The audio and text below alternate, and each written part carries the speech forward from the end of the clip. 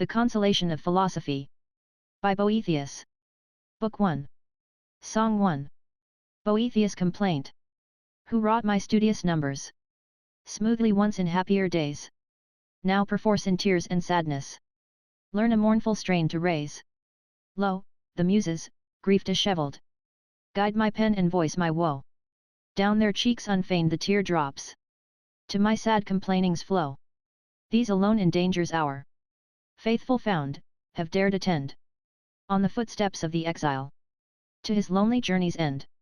These that were the pride and pleasure of my youth and high estate, still remain the only solace of the old man's mournful fate. Old? Ah yes, swift, ere I knew it, by these sorrows on me pressed. Age hath come, lo, grief hath bid me wear the garb that fits her best. O'er my head untimely sprinkled, these white hairs my woes proclaim, and the skin hangs loose and shriveled on this sorrow-shrunken frame. Blessed is death that intervenes not in the sweet, sweet years of peace, but unto the broken-hearted, when they call him, brings release. Yet death passes by the wretched, shuts his ear and slumbers deep, will not heed the cry of anguish, will not close the eyes that weep. For, while yet inconstant fortune poured her gifts and all was bright, death's dark hour had all but whelmed me in the gloom of endless night. Now, because misfortune's shadow hath o'erclouded that false face, cruel life still halts and lingers, though I loathe his weary race. Friends, why did ye once so lightly vaunt me happy among men? Surely he who so hath fallen was not firmly founded then. 1. While I was thus mutely pondering within myself, and recording my sorrowful complainings with my pen, it seemed to me that there appeared above my head a woman of a countenance exceeding venerable. Her eyes were bright as fire, and of a more than human keenness, her complexion was lively, her vigour showed no trace of enfeeblement, and yet her years were right full, and she plainly seemed not of our age and time. Her stature was difficult to judge. At one moment it exceeded not the common height, at another her forehead seemed to strike the sky, and whenever she raised her head higher, she began to pierce within the very heavens, and to baffle the eyes of them that looked upon her. Her garments were of an imperishable fabric, wrought with the finest threads and of the most delicate workmanship, and these, as her own lips afterwards assured me, she had herself woven with her own hands. The beauty of this vesture had been somewhat tarnished by age and neglect, and wore that dingy look which marble contracts from exposure. On the lowermost edge was enwoven the Greek letter Pi Greek, P, on the topmost the letter Theta Greek, Th, A, and between the two were to be seen steps, like a staircase, from the lower to the upper letter. This robe, moreover, had been torn by the hands of violent persons, who had each snatched away what he could clutch. Her right hand held a notebook, in her left she bore a staff. And when she saw the muses of poesy standing by my bedside, dictating the words of my lamentations, she was moved a while to wrath, and her eyes flashed sternly. Who, said she, has allowed yon play-acting wantons to approach this sick man? These who, so far from giving medicine to heal his malady, even feed it with sweet poison. These it is who kill the rich crop of reason with the barren thorns of passion, who accustom men's minds to disease, instead of setting them free. Now, were it some common man whom your allurements were seducing, as is usually your way, I should be less indignant. On such a one I should not have spent my pains for naught. But this is one nurtured in the Eleatic and academic philosophies. Nay, get ye gone, ye sirens, whose sweetness lasteth not, leave him for my muses to tend and heal. At these words of upbraiding, the whole band, in deepened sadness, with downcast eyes, and blushes that confessed their shame, dolefully left the chamber. But I, because my sight was dimmed with much weeping, and I could not tell who was this woman of authority so commanding, I was dumbfoundered, and, with my gaze fastened on the earth, continued silently to await what she might do next. Then she drew near me and sat on the edge of my couch, and, looking into my face all heavy with grief and fixed in sadness on the ground, she bewailed in these words the disorder of my mind. Footnotes. API, P, stands for the political life, the life of action, Theta, Th, for the theoretical life, the life of thought. B, the Stoic, Epicurean, and other philosophical sects, which Boethius regards as heterodox. See also below, ch 3, p 14. Song 2. His despondency. Alas! In what abyss his mind is plunged, how wildly tossed! Still, still towards the outer night. She sinks, her true light lost. As oft as, lashed tumultuously by earthborn blasts, care's waves rise high. Yet once he ranged the open heavens. The sun's bright pathway tracked. Watched how the cold moon waxed and waned. Nor rested, till there lacked to his wide ken no star that steers amid the maze of circling spheres. The causes why the blusterous winds vex ocean's tranquil face, whose hand doth turn the stable globe, or why his even race from out the ruddy east the sun unto the western waves doth run. What is it tempers cunningly the placid hours of spring, so that it blossoms with the rose for earth's engarlanding? Who loads the year's mature prime with clustered grapes in autumn time? All this he knew, thus ever strove deep nature's lore to guess. Now, reft of reason's light, he lies, and bonds his neck oppress, while by the heavy load constrained, his eyes to this dull earth are chained. 2. But the time, said she, calls rather for healing than for lamentation. Then, with her eyes bent full upon me, art thou that man, she cries, who, erstwhile fed with the milk and reared upon the nourishment which is mine to give, had grown up to the full vigour of a manly spirit? And yet I had bestowed such armour on thee as would have proved an invincible defence, hadst thou not first cast it away. Dost thou know me? Why art thou silent? Is it shame or amazement that hath struck thee dumb? Would it were shame, but, as I see, a stupor hath seized upon thee.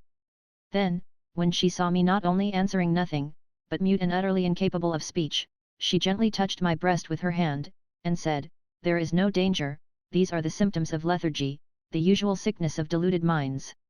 For a while he has forgotten himself, he will easily recover his memory, if only he first recognizes me. And that he may do so, let me now wipe his eyes that are clouded with a mist of mortal things.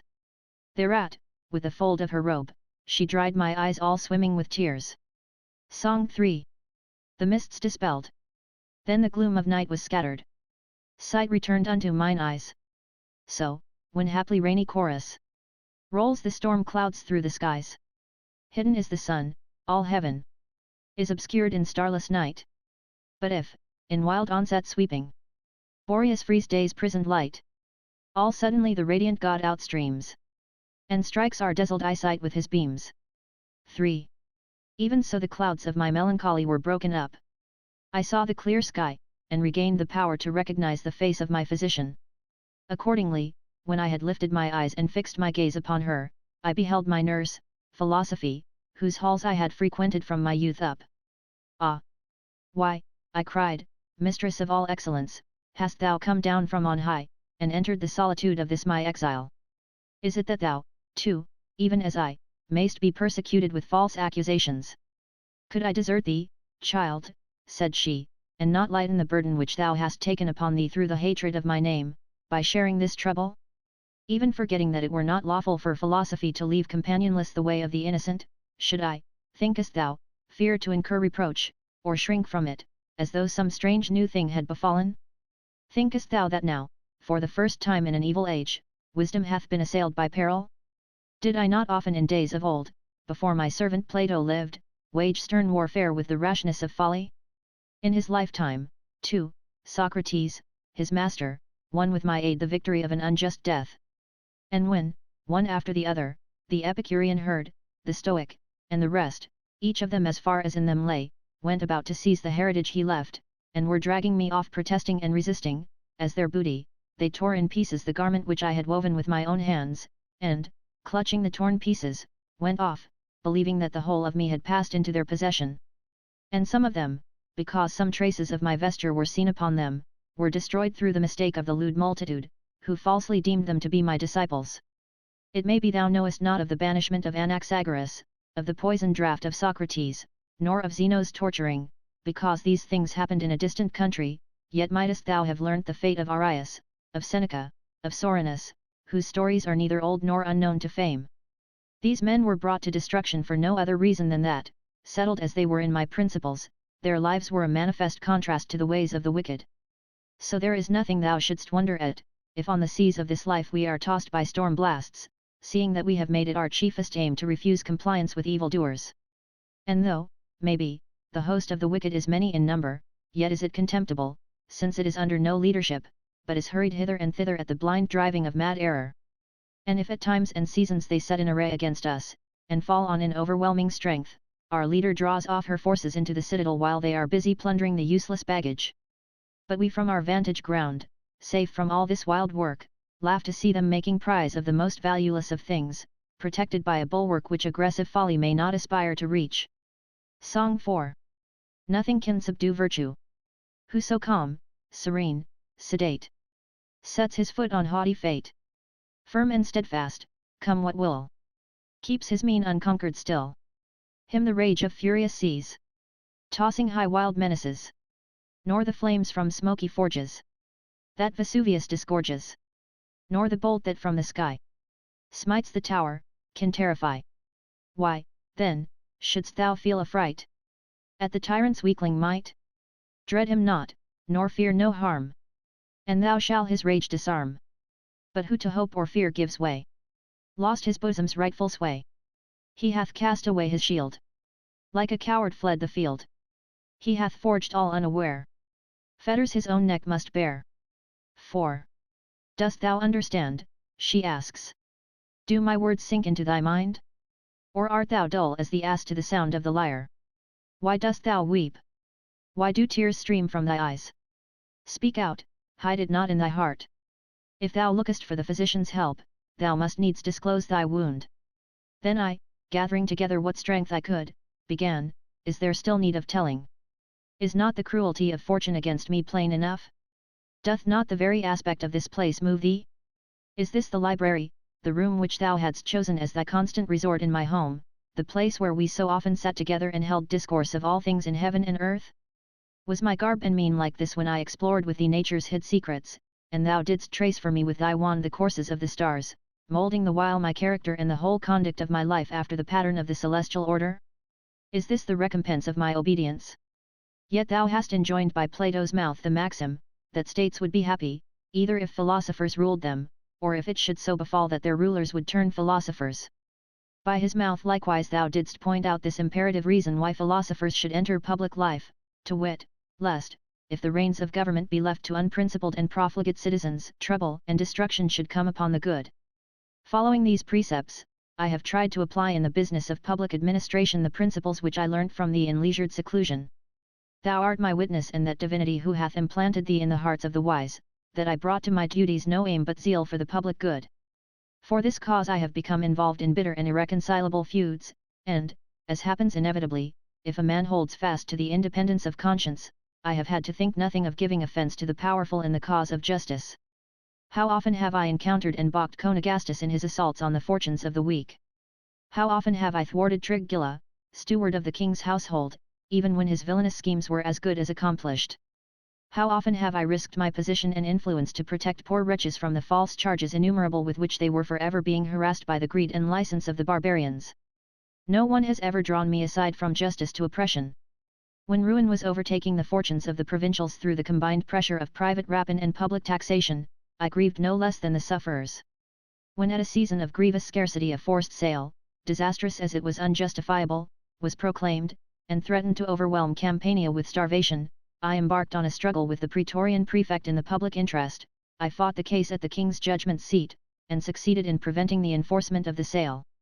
I rescued the consular Paulinus from the gaping jaws of the court bloodhounds, who in their covetous hopes had already made short work of his wealth. To save Albinus, who was of the same exalted rank, from the penalties of a prejudged charge, I exposed myself to the hatred of Cyprian, the informer. Thinkest thou I had laid up for myself store of enmities enough? Well, with the rest of my countrymen, at any rate, my safety should have been assured, since my love of justice had left me no hope of security at court. Yet who was it brought the charges by which I have been struck down? Why, one of my accusers is Basil, who, after being dismissed from the king's household, was driven by his debts to lodge an information against my name. There is Apilio, there is Gaudentius, men who for many and various offences the king's sentence had condemned to banishment, and when they declined to obey, and sought to save themselves by taking sanctuary, the king, as soon as he heard of it, decreed that, if they did not depart from the city of Ravenna within a prescribed time, they should be branded on the forehead and expelled. What would exceed the rigour of this severity? And yet on that same day these very men lodged an information against me, and the information was admitted. Just heaven! Had I deserved this by my way of life? Did it make them fit accusers that my condemnation was a foregone conclusion? Has fortune no shame if not at the accusation of the innocent, at least for the vileness of the accusers? Perhaps thou wonderest what is the sum of the charges laid against me? I wished, they say, to save the Senate. But how? I am accused of hindering an informer from producing evidence to prove the Senate guilty of treason. Tell me, then, what is thy counsel, O my mistress? Shall I deny the charge, lest I bring shame on thee? But I did wish it, and I shall never cease to wish it. Shall I admit it? Then the work of thwarting the informer will come to an end. Shall I call the wish for the preservation of that illustrious house a crime? Of a truth the Senate, by its decrees concerning me, has made it such. But blind folly, though it deceive itself with false names, cannot alter the true merits of things, and, mindful of the precept of Socrates, I do not think it right either to keep the truth concealed or allow falsehood to pass. But this, however it may be, I leave to thy judgment and to the verdict of the discerning. Moreover, lest the course of events and the true facts should be hidden from posterity, I have myself committed to writing an account of the transaction. What need to speak of the forged letters by which an attempt is made to prove that I hoped for the freedom of Rome? Their falsity would have been manifest, if I had been allowed to use the confession of the informers themselves, evidence which has in all matters the most convincing force. Why, what hope of freedom is left to us? Would there were any? I should have answered with the epigram of Cainius when Caligula declared him to have been cognizant of a conspiracy against him. If I had known, said he, thou shouldst never have known. Grief hath not so blunted my perceptions in this matter that I should complain because impious wretches contrive their villainies against the virtuous, but at their achievement of their hopes I do exceedingly marvel. For evil purposes are, perchance, due to the imperfection of human nature, that it should be possible for scoundrels to carry out their worst schemes against the innocent, while God beholdeth, is verily monstrous. For this cause, not without reason, one of thy disciples asked, if God exists, whence comes evil? Yet whence comes good, if he exists not? However, it might well be that wretches who seek the blood of all honest men and of the whole Senate should wish to destroy me also, whom they saw to be a bulwark of the Senate and all honest men. But did I deserve such a fate from the fathers also? Thou rememberest, methinks since thou didst ever stand by my side to direct what I should do or say, thou rememberest, I say, how at Verona, when the king, eager for the general destruction, was bent on implicating the whole senatorial order in the charge of treason brought against Albinus, with what indifference to my own peril I maintained the innocence of its members, one and all. Thou knowest that what I say is the truth, and that I have never boasted of my good deeds in a spirit of self-praise. For whenever a man by proclaiming his good deeds receives the recompense of fame, he diminishes in a measure the secret reward of a good conscience. What issues have overtaken my innocency thou seest. Instead of reaping the rewards of true virtue, I undergo the penalties of a guilt falsely laid to my charge. Nay, more than this, never did an open confession of guilt cause such unanimous severity among the assessors, but that some consideration, either of the mere frailty of human nature, or of fortune's universal instability, availed to soften the verdict of some few. Had I been accused of a design to fire the temples, to slaughter the priests with impious sword, of plotting the massacre of all honest men, I should yet have been produced in court, and only punished on due confession or conviction. Now for my too great zeal towards the Senate I have been condemned to outlawry and death, unheard and undefended, at a distance of near 500 miles away. Co, my judges, well do ye deserve that no one should hereafter be convicted of a fault like mine. Yet even my very accusers saw how honourable was the charge they brought against me, and, in order to overlay it with some shadow of guilt, they falsely asserted that in the pursuit of my ambition I had stained my conscience with sacrilegious acts. And yet thy spirit, indwelling in me, had driven from the chamber of my soul all lust of earthly success, and with thine eye ever upon me, there could be no place left for sacrilege.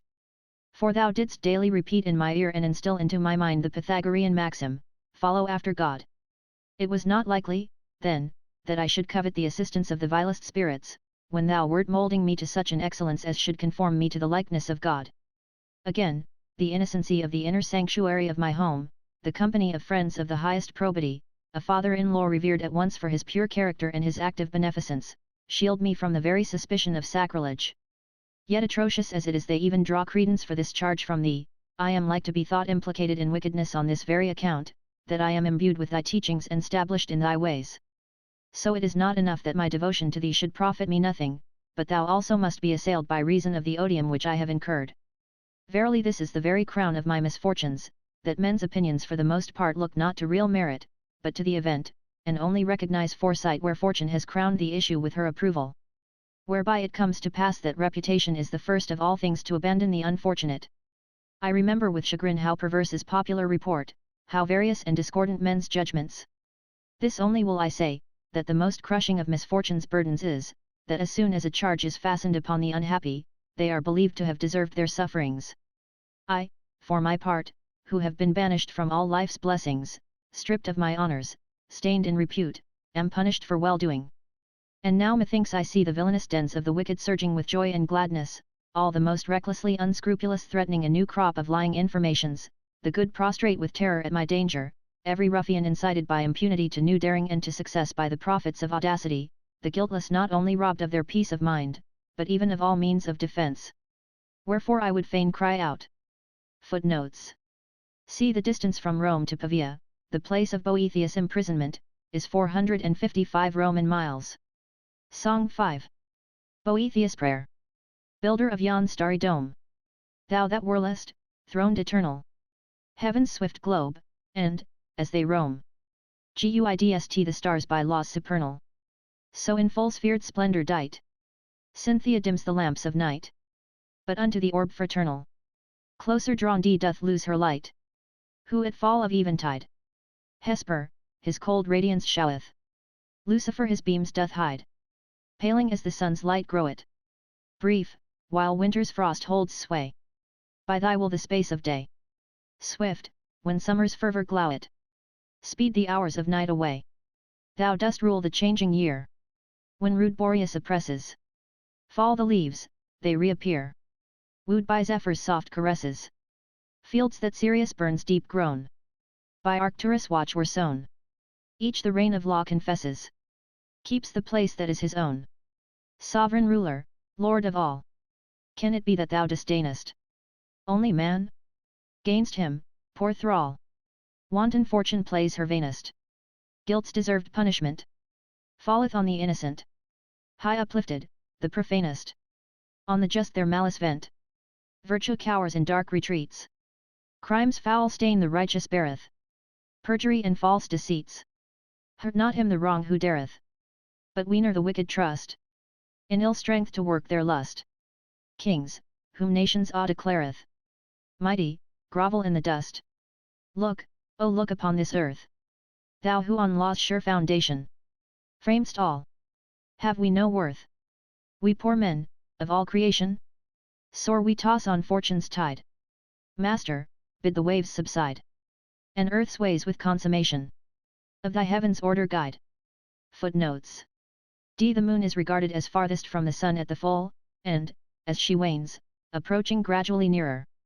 5. When I had poured out my griefs in this long and unbroken strain of lamentation, she, with calm countenance, and in no wise disturbed at my complainings, thus spake. When I saw thee sorrowful, in tears, I straightway knew thee wretched and an exile. But how far distant that exile I should not know, had not thine own speech revealed it. Yet how far indeed from thy country hast thou, not been banished, but rather hast strayed, or, if thou wilt have it banishment, hast banished thyself. For no one else could ever lawfully have had this power over thee. Now, if thou wilt call to mind from what country thou art sprung, it is not ruled, as once was the Athenian polity, by the sovereignty of the multitude, but one is its ruler, one its king, who takes delight in the number of his citizens, not in their banishment, to submit to whose governance and to obey whose ordinances is perfect freedom. Art thou ignorant of that most ancient law of this thy country, whereby it is decreed that no one whatsoever, who hath chosen to fix there his dwelling, may be sent into exile? For truly there is no fear that one who is encompassed by its ramparts and defences should deserve to be exiled. But he who has ceased to wish to dwell therein, he likewise ceases to deserve to do so. And so it is not so much the aspect of this place which moves me, as thy aspect, not so much the library walls set off with glass and ivory which I miss, as the chamber of thy mind, wherein I once placed, not books, but that which gives books their value, the doctrines which my books contain. Now, what thou hast said of thy services to the commonweal is true, only too little compared with the greatness of thy deservings. The things laid to thy charge whereof thou hast spoken, whether such as redound to thy credit, or mere false accusations, are publicly known. As for the crimes and deceits of the informers, thou hast rightly deemed it fitting to pass them over lightly, because the popular voice hath better and more fully pronounced upon them. Thou hast bitterly complained of the injustice of the Senate. Thou hast grieved over my calumniation, and likewise hast lamented the damage to my good name. Finally, thine indignation blazed forth against fortune, thou hast complained of the unfairness with which thy merits have been recompensed. Last of all thy frantic muse framed a prayer that the peace which reigns in heaven might rule earth also. But since a throng of tumultuous passions hath assailed thy soul, since thou art distraught with anger, pain, and grief, strong remedies are not proper for thee in this thy present mood. And so for a time I will use milder methods, that the tumors which have grown hard through the influx of disturbing passion may be softened by gentle treatment, till they can bear the force of sharper remedies. Song 6. All things have their needful order.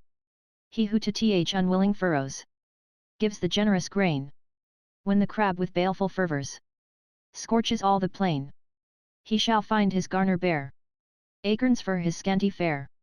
Go not forth to cull sweet violets from the purpled steep, while the furious blasts of winter through the valleys sweep, nor the grape o'er hasty bring to the press in days of spring. For to each thing God hath given its appointed time, no perplexing change permits he in his plan sublime. So who quits the order due, shall a luckless issue rue. 6. First, then, wilt thou suffer me by a few questions to make some attempt to test the state of thy mind, that I may learn in what way to set about thy cure? Ask what thou wilt, said I, for I will answer whatever questions thou choosest to put. Then said she, this world of ours, thinkest thou it is governed haphazard and fortuitously, or believest thou that there is in it any rational guidance? Nay, said I, in no wise may I deem that such fixed motions can be determined by random hazard, but I know that God, the Creator, presides over his work, nor will the day ever come that shall drive me from holding fast the truth of this belief. Yes, said she, thou didst even but now affirm it in song, lamenting that men alone had no portion in the divine care. As to the rest, thou wert unshaken in the belief that they were ruled by reason. Yet I marvel exceedingly how, in spite of thy firm hold on this opinion, thou art fallen into sickness. But let us probe more deeply, something or other is missing, I think. Now, tell me, since thou doubtest not that God governs the world, dost thou perceive by what means he rules it? I scarcely understand what thou meanest, I said, much less can I answer thy question. Did I not say truly that something is missing, whereby, as through a breach in the ramparts, disease hath crept in to disturb thy mind? But, tell me, dost thou remember the universal end towards which the aim of all nature is directed? I once heard, said I, but sorrow hath dulled my recollection. And yet thou knowest whence all things have proceeded. Yes, that I know, said I, and have answered that it is from God. Yet how is it possible that thou knowest not what is the end of existence, when thou dost understand its source and origin? However, these disturbances of mind have force to shake a man's position, but cannot pluck him up and root him altogether out of himself. But answer this also, I pray thee, rememberest thou that thou art a man? How should I not, said I. Then, canst thou say what man is? Is this thy question, whether I know myself for a being endowed with reason and subject to death? Surely I do acknowledge myself such. Then she, dost know nothing else that thou art? Nothing. Now, said she, I know another cause of thy disease, one, too, of grave moment. Thou hast ceased to know thy own nature. So, then, I have made full discovery both of the causes of thy sickness and the means of restoring thy health. It is because forgetfulness of thyself hath bewildered thy mind that thou hast bewailed thee as an exile, as one stripped of the blessings that were his. It is because thou knowest not the end of existence that thou deemest abominable and wicked men to be happy and powerful, while, because thou hast forgotten by what means the earth is governed, thou deemest that fortune's changes ebb and flow without the restraint of a guiding hand. These are serious enough to cause not sickness only, but even death, but, thanks be to the author of our health, the light of nature hath not yet left thee utterly. In thy true judgment concerning the world's government, in that thou believest it subject, not to the random drift of chance, but to divine reason, we have the divine spark from which thy recovery may be hoped. Have, then, no fear, from these weak embers the vital heat shall once more be kindled within thee.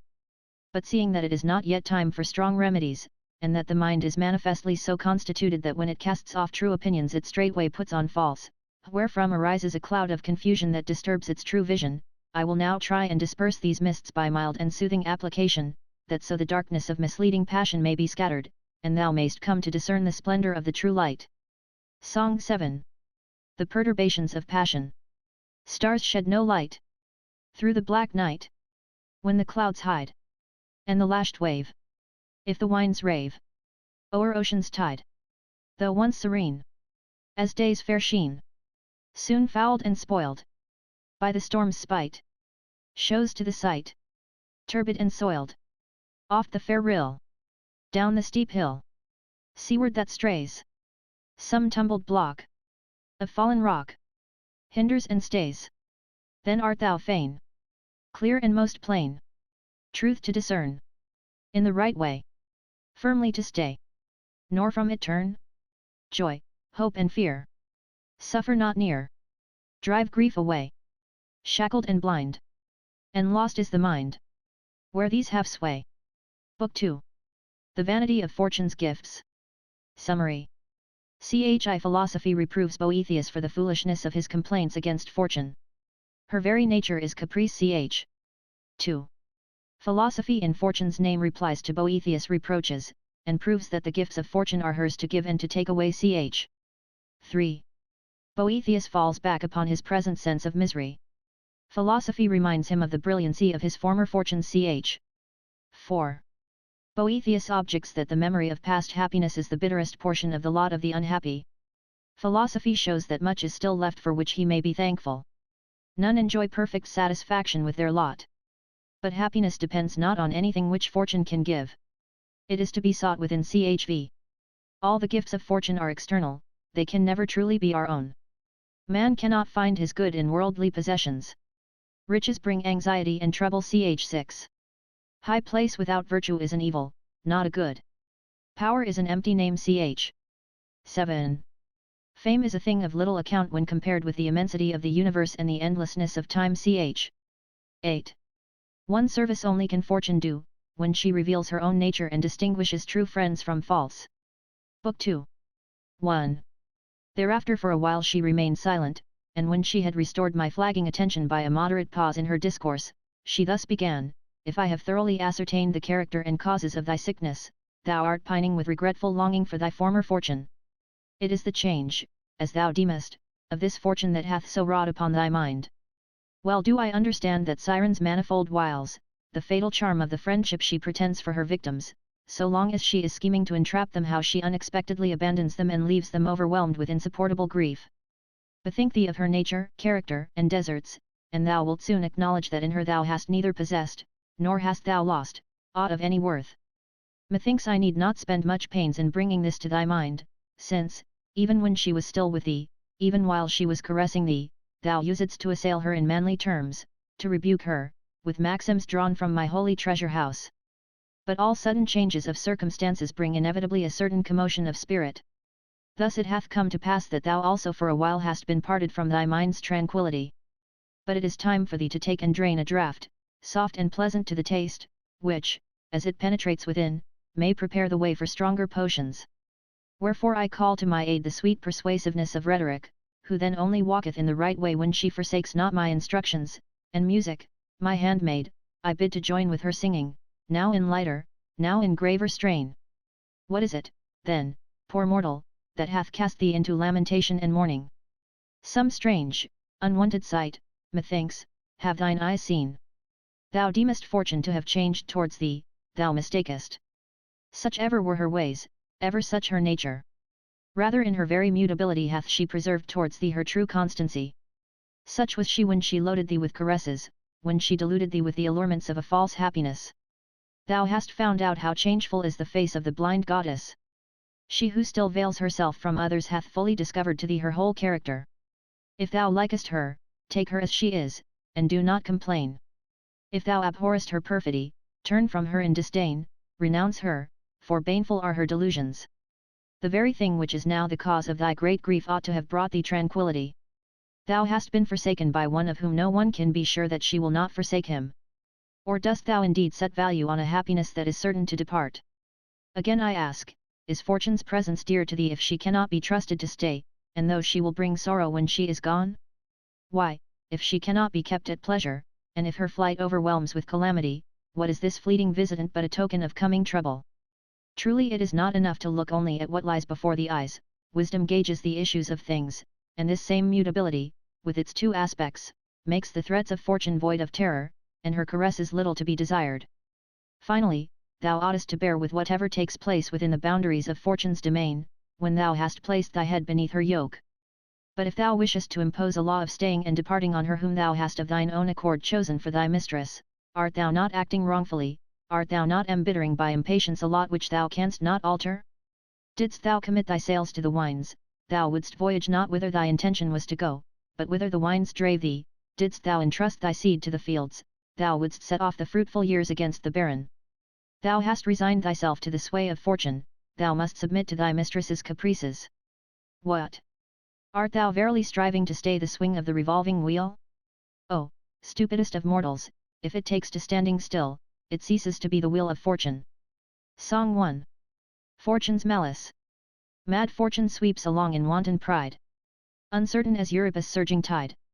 Now tramples mighty kings beneath her feet. Now sets the conquered in the victor's seat. She heedeth not the wail of hapless woe, but mocks the griefs that from her mischief flow. Such is her sport, so proveth she her power.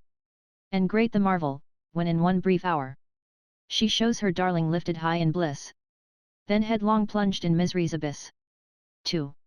Now I would fain also reason with thee a little in fortune's own words. Do thou observe whether her contentions be just.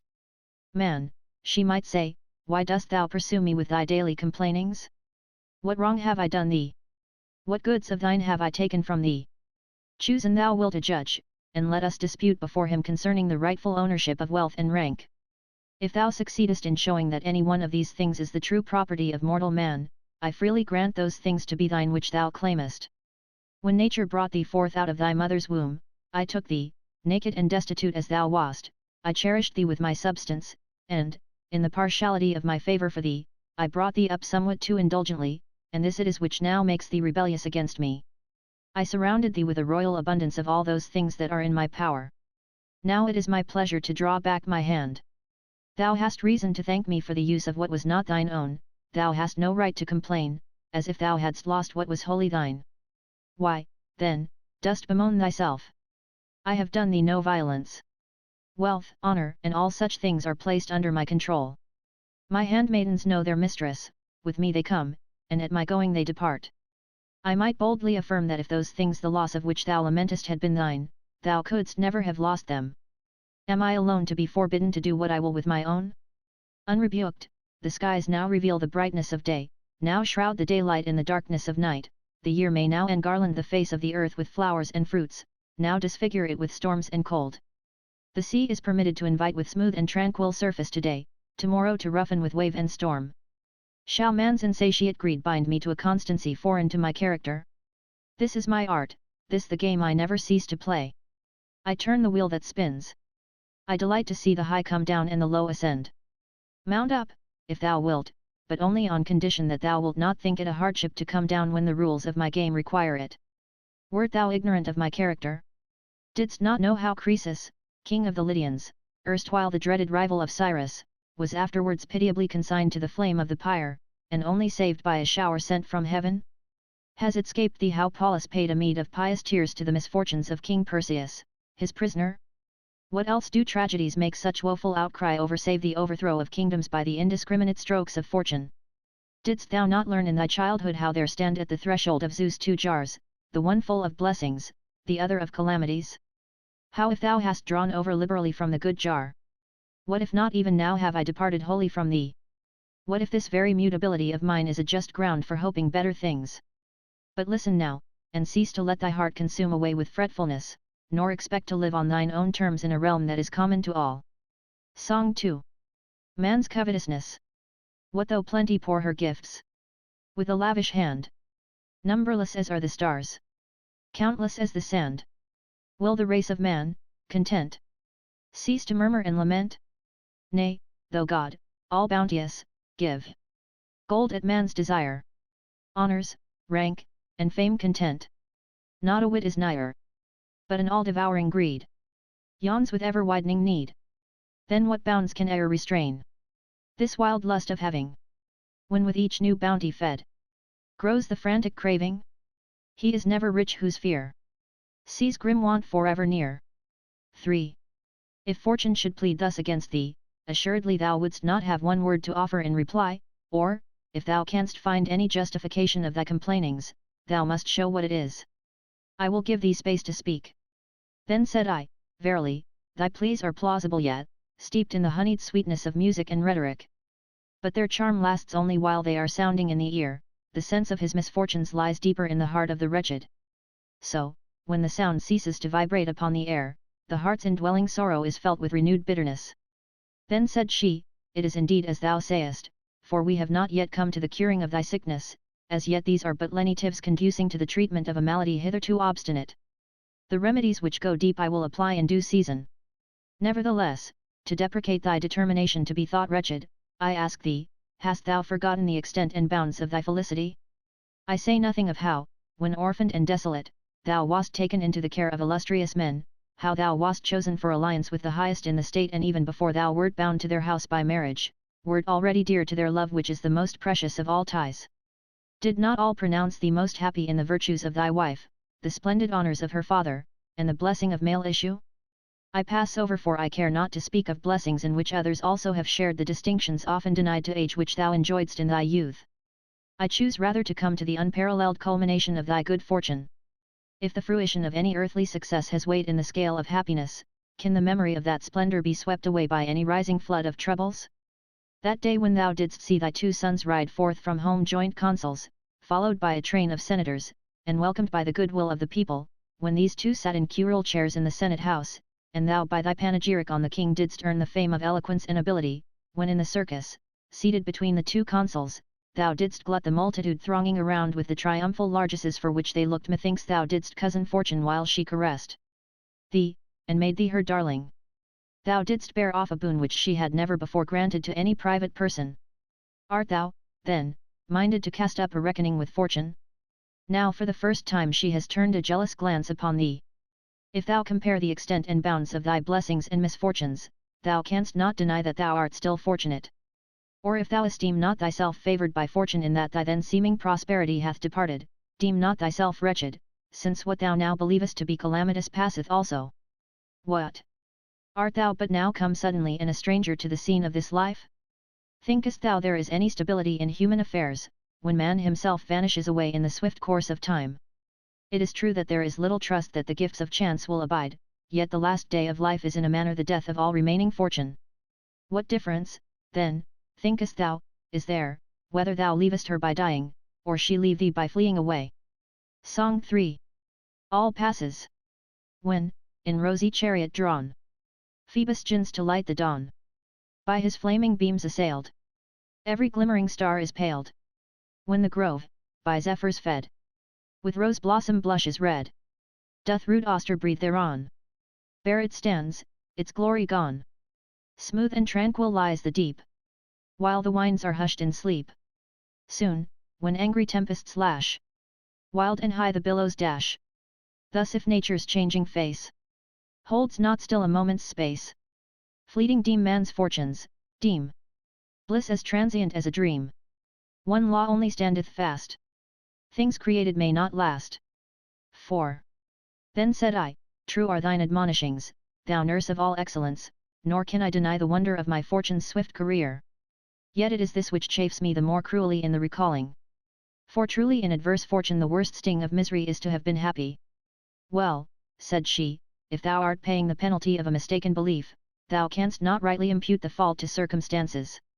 If it is the felicity which fortune gives that moves thee, mere name though it be, come reckon up with me how rich thou art in the number and weightiness of thy blessings. Then if, by the blessing of Providence, thou hast still preserved unto thee safe and inviolate that which, howsoever thou mightest reckon thy fortune, thou wouldst have thought thy most precious possession, what right hast thou to talk of ill fortune whilst keeping all fortune's better gifts? Yet Symmachus, thy wife's father, a man whose splendid character does honour to the human race, is safe and unharmed, and while he bewails thy wrongs, this rare nature, in whom wisdom and virtue are so nobly blended, is himself out of danger a boon thou wouldst have been quick to purchase at the price of life itself. Thy wife yet lives, with her gentle disposition, her peerless modesty and virtue, this the epitome of all her graces, that she is the true daughter of her sire. She lives, I say, and for thy sake only preserves the breath of life, though she loathes it, and pines away in grief and tears for thy absence, wherein, if in naught else, I would allow some marring of thy felicity. What shall I say of thy sons and their consular dignity, how in them, so far as may be in youths of their age, the example of their fathers and grandfathers' character shines out. Since, then, the chief care of mortal man is to preserve his life, how happy art thou, couldst thou but recognize thy blessings, who possessest even now what no one doubts to be dearer than life. Wherefore, now dry thy tears.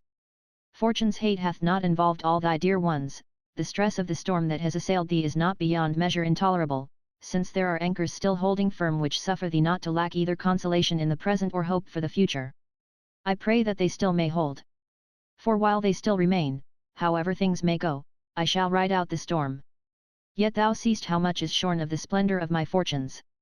We are gaining a little ground, said she, if there is something in thy lot wherewith thou art not yet altogether discontented. But I cannot stomach thy daintiness when thou complainest with such violence of grief and anxiety because thy happiness falls short of completeness. Why, who enjoys such settled felicity as not to have some quarrel with the circumstances of his lot? A troublous matter are the conditions of human bliss, either they are never realized in full, or never stay permanently. One has abundant riches, but is shamed by his ignoble birth. Another is conspicuous for his nobility, but through the embarrassments of poverty would prefer to be obscure. A third, richly endowed with both, laments the loneliness of an unwed life. Another, though happily married, is doomed to childlessness, and nurses his wealth for a stranger to inherit. Yet another, blessed with children, mournfully bewails the misdeeds of son or daughter. Wherefore, it is not easy for anyone to be at perfect peace with the circumstances of his lot. There lurks in each several portion something which they who experience it not know nothing of, but which makes the sufferer win ce. Besides, the more favored a man is by fortune, the more fastidiously sensitive is he, and, unless all things answer to his whim, he is overwhelmed by the most trifling misfortunes, because utterly unschooled in adversity. So petty are the trifles which rob the most fortunate of perfect happiness. How many are there, dost thou imagine, who would think themselves nigh heaven, if but a small portion from the wreck of thy fortune should fall to them? This very place which thou callest exile is to them that dwell therein their native land. So true is it that nothing is wretched, but thinking makes it so, and conversely every lot is happy if borne with equanimity. Who is so blessed by fortune as not to wish to change his state, if once he gives rein to a rebellious spirit? With how many bitternesses is the sweetness of human felicity blent! And even if that sweetness seem to him to bring delight in the enjoying, yet he cannot keep it from departing when it will. How manifestly wretched, then, is the bliss of earthly fortune, which lasts not for ever with those whose temper is equable, and can give no perfect satisfaction to the anxious-minded. Why, then, ye children of mortality, seek ye from without that happiness whose seat is only within us. Error and ignorance bewilder you. I will show thee, in brief, the hinge on which perfect happiness turns. Is there anything more precious to thee than thyself? Nothing, thou wilt say. If, then, thou art master of thyself, thou wilt possess that which thou wilt never be willing to lose, and which fortune cannot take from thee. And that thou mayst see that happiness cannot possibly consist in these things which are the sport of chance, reflect that, if happiness is the highest good of a creature living in accordance with reason, and if a thing which can in any wise be reft away is not the highest good, since that which cannot be taken away is better than it is plain that fortune cannot aspire to bestow happiness by reason of its instability. And, besides, a man borne along by this transitory felicity must either know or not know its instability. If he knows not, how poor is a happiness which depends on the blindness of ignorance! If he knows it, he needs must fear to lose a happiness whose loss he believes to be possible. Wherefore, a never-ceasing fear suffers him not to be happy. Or does he count the possibility of this loss a trifling matter? Insignificant, then, must be the good whose loss can be borne so equably. And, further, I know thee to be one settled in the belief that the souls of men certainly die not with them, and convinced thereof by numerous proofs. It is clear also that the felicity which fortune bestows is brought to an end with the death of the body, therefore, it cannot be doubted but that, if happiness is conferred in this way, the whole human race sinks into misery when death brings the close of all. But if we know that many have sought the joy of happiness not through death only, but also through pain and suffering, How can life make men happy by its presence when it makes them not wretched by its loss? Song 4. The Golden Mean. Who found it firm and sure, would ever live secure, in spite of storm and blast, immovable and fast. Whoso would fain deride the ocean's threatening tide, his dwelling should not seek on sands or mountain peak. Upon the mountain's height, the storm winds wreak their spite, the shifting sands disdain their burden to sustain. Do thou these perils flee, fair though the prospect be, and fix thy resting place on some low rock's sure base. Then, though the tempests roar, seas thunder on the shore, thou in thy stronghold blessed, and undisturbed shalt rest, live all thy days serene, and mock the heavens' spleen. 5. But since my reasonings begin to work a soothing effect within thy mind, methinks I may resort to remedies somewhat stronger. Come, suppose, now, the gifts of fortune were not fleeting and transitory, what is there in them capable of ever becoming truly thine, or which does not lose value when looked at steadily and fairly weighed in the balance? Are riches, I pray thee, precious either through thy nature or in their own? What are they but mere gold and heaps of money?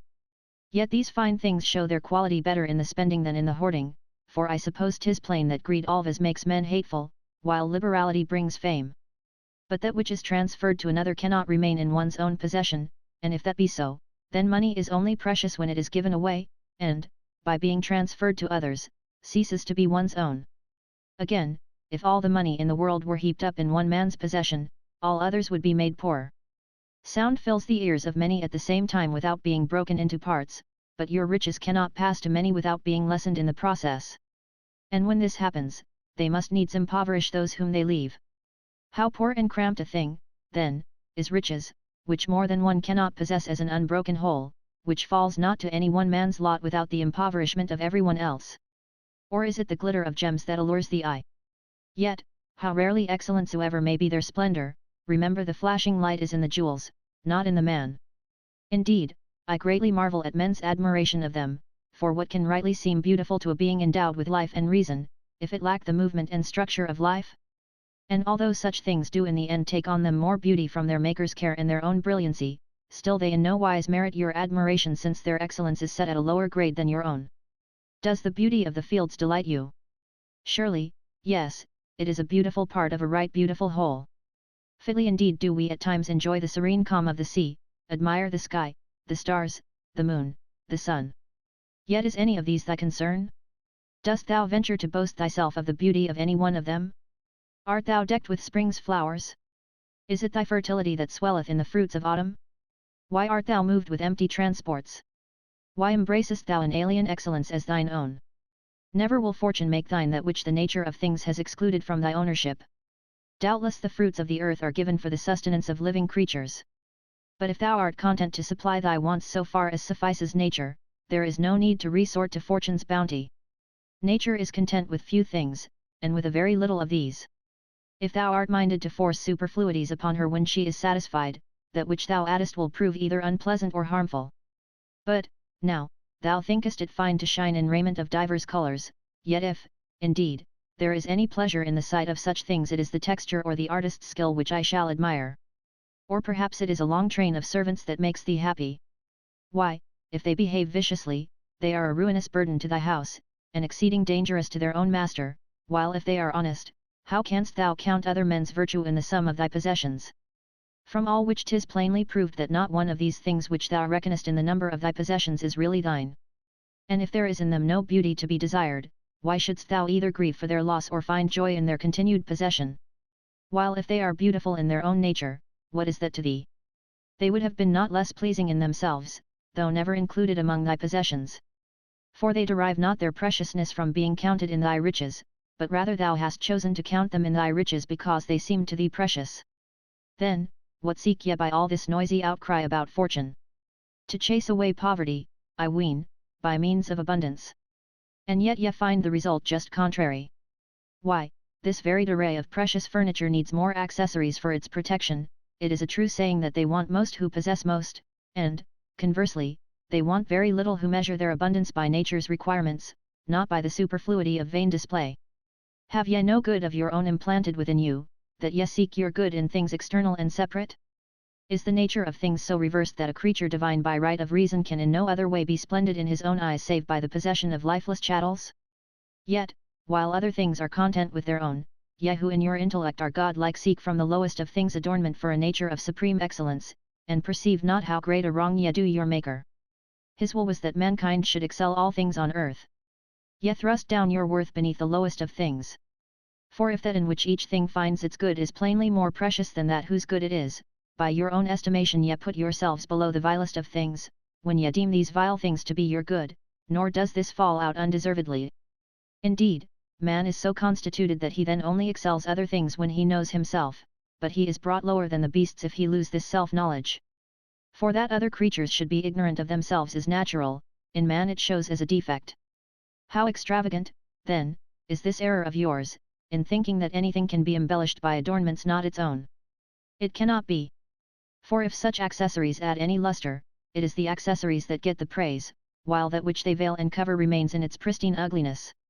And again I say, that is no good, which injures its possessor. Is this untrue? No, quite true, thou sayest. And yet riches have often hurt those that possess them, since the worst of men, who are all the more covetous by reason of their wickedness, think none but themselves worthy to possess all the gold and gems the world contains. So thou, who now dreadest pike and sword, mightest have trolled a carol in the robber's face, hadst thou entered the road of life with empty pockets. Oh, wondrous blessedness of perishable wealth, whose acquisition robs thee of security. Song 5. The former age. To bless the former age, their life. Who in the fields contented led. And still, by luxury unspoiled. On frugal acorns sparely fed. No skill was theirs the luscious grape.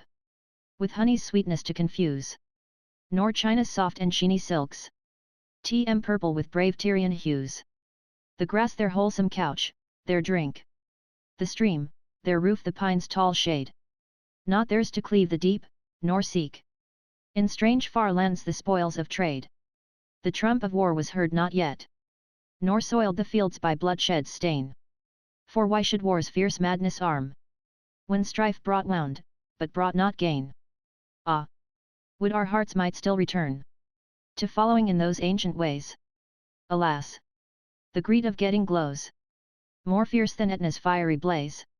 Woe, woe for him, whoe'er it was, who first gold's hidden store revealed, and perilous treasure trove dug out, the gems that fain would be concealed.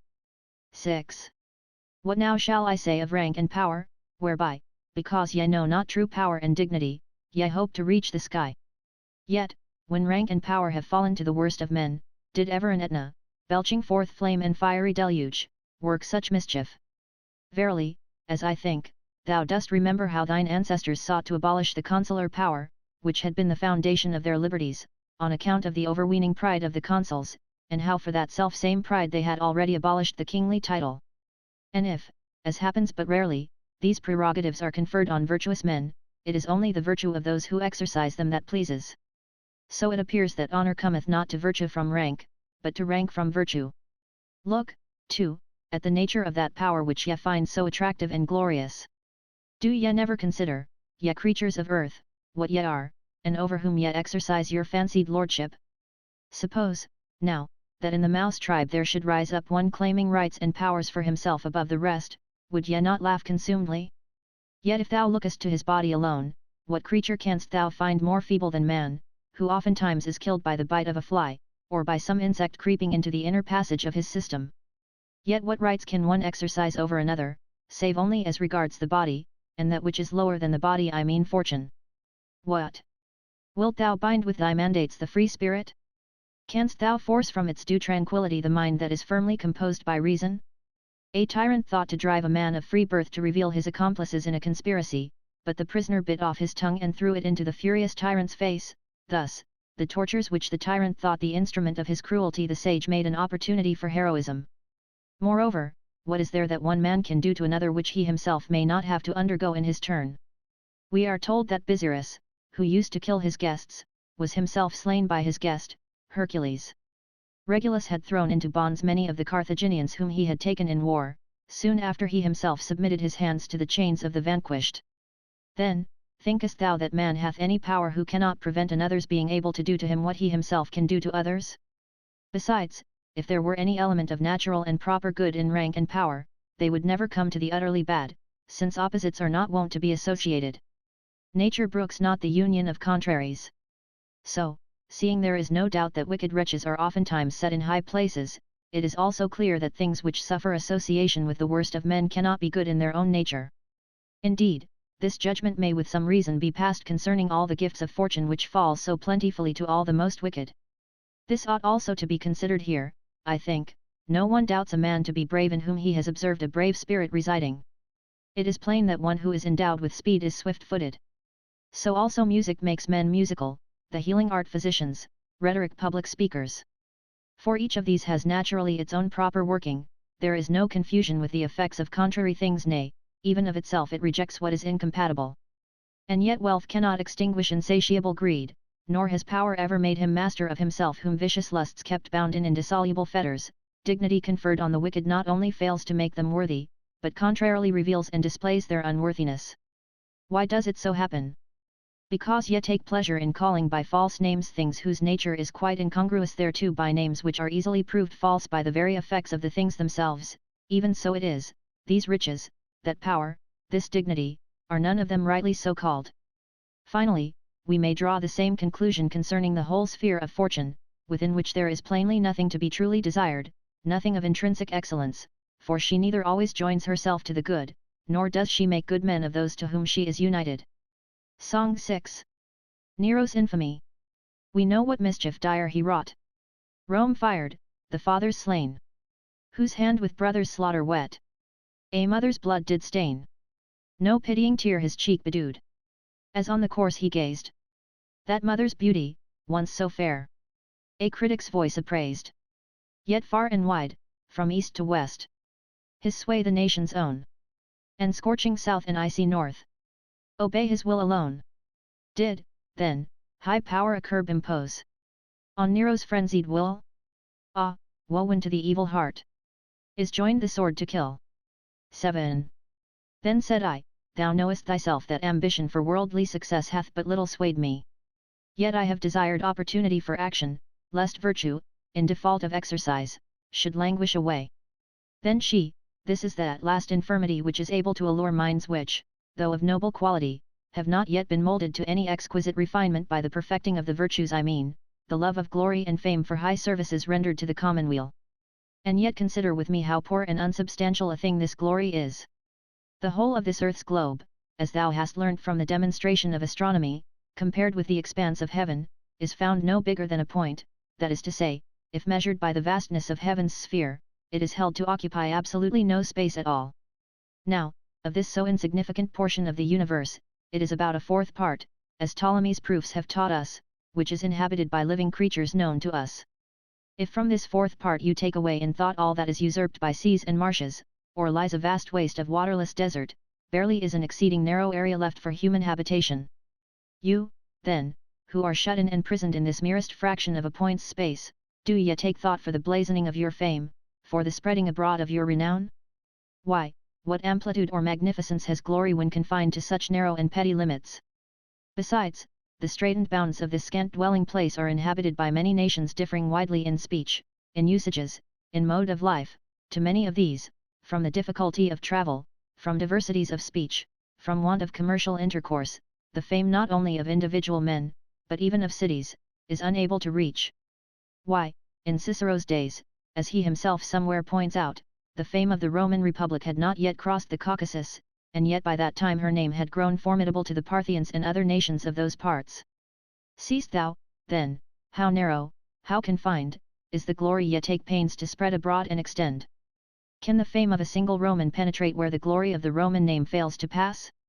Moreover, the customs and institutions of different races agree not together, so that what is deemed praiseworthy in one country is thought punishable in another. Wherefore, if any love the applause of fame, it shall not profit him to publish his name among many peoples. Then, each must be content to have the range of his glory limited to his own people, the splendid immortality of fame must be confined within the bounds of a single race. Once more, how many of high renown in their own times have been lost in oblivion for want of a record? Indeed, of what avail are written records even, which, with their authors, are overtaken by the dimness of age after a somewhat longer time? But yet, when ye think on future fame, fancy it an immortality that ye are begetting for yourselves. Why, if thou scannest the infinite spaces of eternity, what room hast thou left for rejoicing in the durability of thy name? Verily, if a single moment's space be compared with 10,000 years, it has a certain relative duration, however little, since each period is definite. But this same number of years and a number many times as great cannot even be compared with endless duration, for, indeed, finite periods may in a sort be compared one with another, but a finite and an infinite never. So it comes to pass that fame, though it extend to ever so wide a space of years, if it be compared to never-lessening eternity, seems not short-lived merely, but altogether nothing. But as for you, ye know not how to act aright, unless it be to court the popular breeze, and win the empty applause of the multitude, nay, ye abandon the superlative worth of conscience and virtue, and ask a recompense from the poor words of others. Let me tell thee how wittily one did mock the shallowness of this sort of arrogance. A certain man assailed one who had put on the name of philosopher as a cloak to pride and vainglory, not for the practice of real virtue, and added, Now shall I know if thou art a philosopher if thou bearest reproaches calmly and patiently.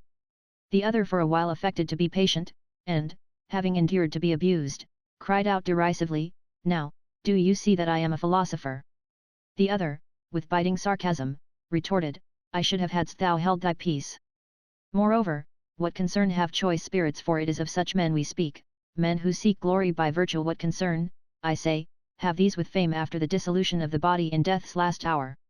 For if men die wholly, which our reasonings forbid us to believe, there is no such thing as glory at all, since he to whom the glory is said to belong is altogether non-existent. But if the mind, conscious of its own rectitude, is released from its earthly prison, and seeks heaven in free flight, doth it not despise all earthly things when it rejoices in its deliverance from earthly bonds, and enters upon the joys of heaven? Song 7. Glory may not last. Oh, let him, who pants for glory's guerdon, deeming glory all in all, look and see how wide the heaven expandeth. Earth's enclosing bounds how small. Shame it is, if your proud swelling glory may not fill this narrow room.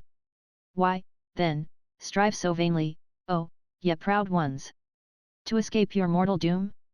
Though your name, to distant regions brooded, o'er the earth be widely spread, though full many a lofty sounding title on your house its lustre shed, death at all this pomp and glory spurneth, when his hour draweth nigh. Shrouds alike th exalted and the humble, levels lowest and most high.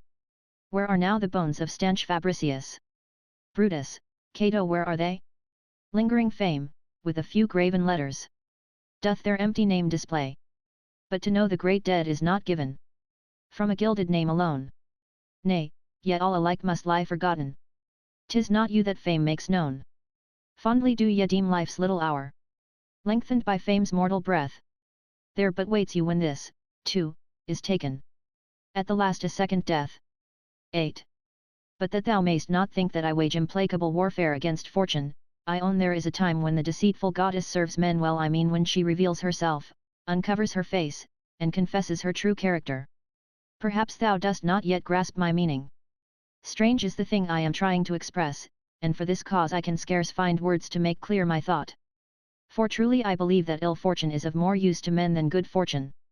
For good fortune, when she wears the guise of happiness, and most seems to caress, is always lying. Ill fortune is always truthful, since, in changing, she shows her inconstancy. The one deceives, the other teaches, the one enchains the minds of those who enjoy her favor by the semblance of delusive good, the other delivers them by the knowledge of the frail nature of happiness. Accordingly, thou mayst see the one fickle, shifting as the breeze, and ever self-deceived, the other sober-minded, alert, and wary, by reason of the very discipline of adversity. Finally, good fortune, by her allurements, draws men far from the true good, ill fortune ofttimes draws men back to true good with grappling irons. Again, should it be esteemed a trifling boon, thinkest thou, that this cruel, this odious fortune hath discovered to thee the hearts of thy faithful friends, that other hid from thee alike the faces of the true friends and of the false, but in departing she hath taken away her friends, and left thee thine? What price wouldst thou not have given for this service in the fullness of thy prosperity, when thou seemedst to thyself fortunate? Cease, then, to seek the wealth thou hast lost, since in true friends thou hast found the most precious of all riches. Song 8. Love is lord of all. Why are nature's changes bound to a fixed and ordered round? What to leagued peace hath bent every warring element? Wherefore doth the rosy morn rise on Phoebus' car upborne? Why should Phoebe rule the night, led by Hesper's guiding light? What the power that doth restrain in his place the restless main, that within fixed bounds he keeps, nor o'er earth in deluge sweeps? Love it is that holds the chains, love o'er sea and earth that reigns. Love whom else but sovereign love? Love, high Lord in heaven above.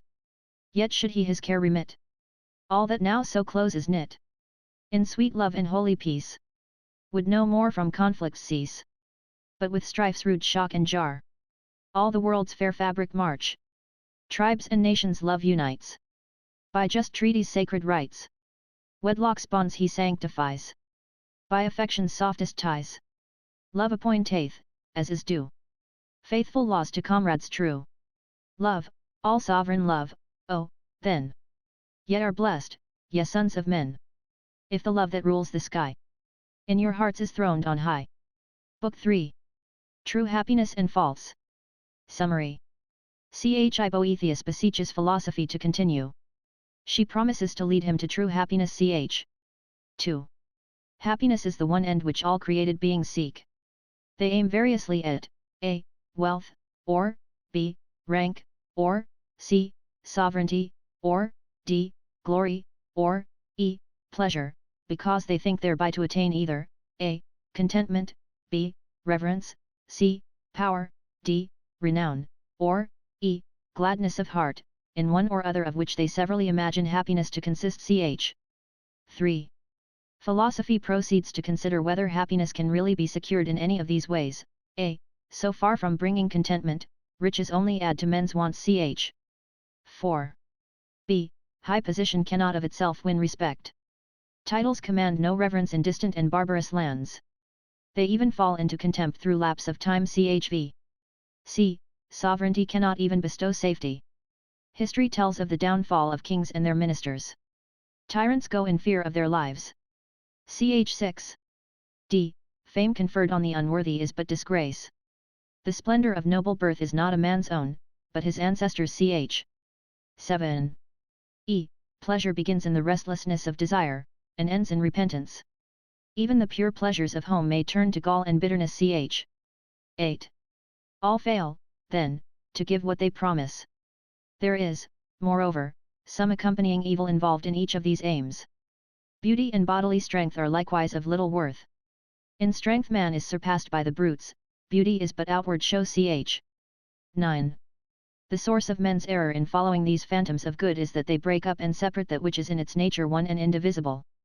Contentment, power, reverence, renown, and joy are essentially bound up one with the other, and, if they are to be attained at all, must be attained together. True happiness, if it can be found, will include them all. But it cannot be found among the perishable things hitherto considered. Chx. Such a happiness necessarily exists. Its seat is in God. Nay, God is very happiness, and in a manner, therefore, the happy man partakes also of the divine nature. All other ends are relative to this good, since they are all pursued only for the sake of good, it is good which is the sole ultimate end. And since the sole end is also happiness, it is plain that this good and happiness are in essence the same. 11. Unity is another aspect of goodness. Now, all things subsist so long only as they preserve the unity of their being. When they lose this unity, they perish. But the bent of nature forces all things, plants and inanimate things, as well as animals, to strive to continue in life. Therefore, all things desire unity, for unity is essential to life. But unity and goodness were shown to be the same. Therefore, good is proved to be the end towards which the whole universe tends. 12. Boethius acknowledges that he is but recollecting truths he once knew. Philosophy goes on to show that it is goodness also by which the whole world is governed. Boethius professes compunction for his former folly. But the paradox of evil is introduced, and he is once more perplexed. Footnotes. This solves the second of the points left in doubt at the end of BKI, ch 6. This solves the third. No distinct account is given of the first, but an answer may be gathered from the general argument of books 2, 3, and 4. Book 3. 1. She ceased, but I stood fixed by the sweetness of the song in wonderment and eager expectation, my ears still strained to listen. And then after a little I said, Thou sovereign solace of the stricken soul, what refreshment hast thou brought me, no less by the sweetness of thy singing than by the weightiness of thy discourse. Verily, I think not that I shall hereafter be unequal to the blows of fortune. Wherefore, I no longer dread the remedies which thou saidst were something too severe for my strength, nay, rather, I am eager to hear of them and call for them with all vehemence. Then said she, I marked thee fastening upon my words silently and intently, and I expected, or to speak more truly I myself brought about in thee, this state of mind. What now remains is of such sort that to the taste indeed it is biting, but when received within it turns to sweetness. But whereas thou dost profess thyself desirous of hearing, with what ardour wouldst thou not burn didst thou but perceive whither it is my task to lead thee. Whither, said I. To true felicity, said she, which even now thy spirit sees in dreams, but cannot behold in very truth, while thine eyes are engrossed with semblances. Then said I beseech thee, do thou show to me her true shape without a moment's loss. Gladly will I, for thy sake, said she. But first I will try to sketch in words, and describe a cause which is more familiar to thee, that, when thou hast viewed this carefully, thou mayst turn thy eyes the other way, and recognize the beauty of true happiness. Song 1. The thorns of error. Who fain would sow the fallow field, and see the growing corn, must first remove the useless weeds, the bramble and the thorn. After ill savour, honey's taste is to the mouth more sweet. After the storm, the twinkling stars the eyes more cheerly greet. When night hath passed, the bright dawn comes, in car of rosy hue. So drive the false bliss from thy mind, and thou shalt see the true. 2. For a little space she remained in a fixed gaze, withdrawn, as it were, into the august chamber of her mind, then she thus began. All mortal creatures in those anxious aims which find employment in so many varied pursuits, though they take many paths, yet strive to reach one goal, the goal of happiness. Now, the good is that which, when a man hath got, he can lack nothing further. This it is which is the supreme good of all, containing within itself all particular good, so that if anything is still wanting thereto, this cannot be the supreme good, since something would be left outside which might be desired. 'Tis clear, then, that happiness is a state perfected by the assembling together of all good things. To this state, as we have said, all men try to attain, but by different paths. For the desire of the true good is naturally implanted in the minds of men, only error leads them aside out of the way in pursuit of the false. Some, deeming it the highest good to want for nothing, spare no pains to attain affluence, others, judging the good to be that to which respect is most worthily paid, strive to win the reverence of their fellow citizens by the attainment of official dignity. Some there are who fix the chief good in supreme power, these either wish themselves to enjoy sovereignty, or try to attach themselves to those who have it. Those, again, who think renown to be something of supreme excellence are in haste to spread abroad the glory of their name either through the arts of war or of peace. A great many measure the attainment of good by joy and gladness of heart, these think it the height of happiness to give themselves over to pleasure. Others there are, again, who interchange the ends and means one with the other in their aims. For instance, some want riches for the sake of pleasure and power, some covet power either for the sake of money or in order to bring renown to their name. So it is on these ends, then, that the aim of human acts and wishes is centered, and on others like to these, for instance, noble birth and popularity, which seem to compass a certain renown, wife and children, which are sought for the sweetness of their possession, while as for friendship, the most sacred kind indeed is counted in the category of virtue, not of fortune, but other kinds are entered upon for the sake of power or of enjoyment. And as for bodily excellences, it is obvious that they are to be ranged with the above. For strength and stature surely manifest power, beauty and fleetness of foot bring celebrity, health brings pleasure. It is plain, then, that the only object sought for in all these ways is happiness. For that which each seeks in preference to all else, that is in his judgment the supreme good. And we have defined the supreme good to be happiness. Therefore, that state which each wishes in preference to all others is in his judgment happy. Thou hast, then, set before thine eyes something like a scheme of human happiness, wealth, rank, power, glory, pleasure. Now Epicurus, from a sole regard to these considerations, with some consistency concluded the highest good to be pleasure, because all the other objects seem to bring some delight to the soul. But to return to human pursuits and aims, man's mind seeks to recover its proper good, in spite of the mistiness of its recollection, but, like a drunken man, knows not by what path to return home. Think you they are wrong who strive to escape want? Nay, truly there is nothing which can so well complete happiness as a state abounding in all good things, needing nothing from outside, but wholly self-sufficing. Do they fall into error who deem that which is best to be also best deserving to receive the homage of reverence? Not at all. That cannot possibly be vile and contemptible, to attain which the endeavours of nearly all mankind are directed. Then, is power not to be reckoned in the category of good? Why, can that which is plainly more efficacious than anything else be esteemed a thing feeble and void of strength? Or is renown to be thought of no account? Nay, it cannot be ignored that the highest renown is constantly associated with the highest excellence. And what need is there to say that happiness is not haunted by care and gloom, nor exposed to trouble and vexation, since that is a condition we ask of the very least of things, from the possession and enjoyment of which we expect delight. So, then, these are the blessings men wish to win. They want riches, rank, sovereignty, glory, pleasure, because they believe that by these means they will secure independence, reverence, power, renown, and joy of heart. Therefore, it is the good which men seek by such divers courses, and herein is easily shown the might of nature's power, since, although opinions are so various and discordant, yet they agree in cherishing good as the end. Song 2. The bent of nature. How the might of nature sways all the world in ordered ways. How resistless laws control each least portion of the whole. Fain would I in sounding verse on my pliant strings rehearse. Lo, the lion captive ta'en meekly wears his gilded chain. Yet though he by hand be fed, though a master's whip he dread, if but once the taste of gore wet his cruel lips once more, straight his slumbering fierceness wakes. With one roar his bonds he breaks, and first wreaks his vengeful force on his trainer's mangled course.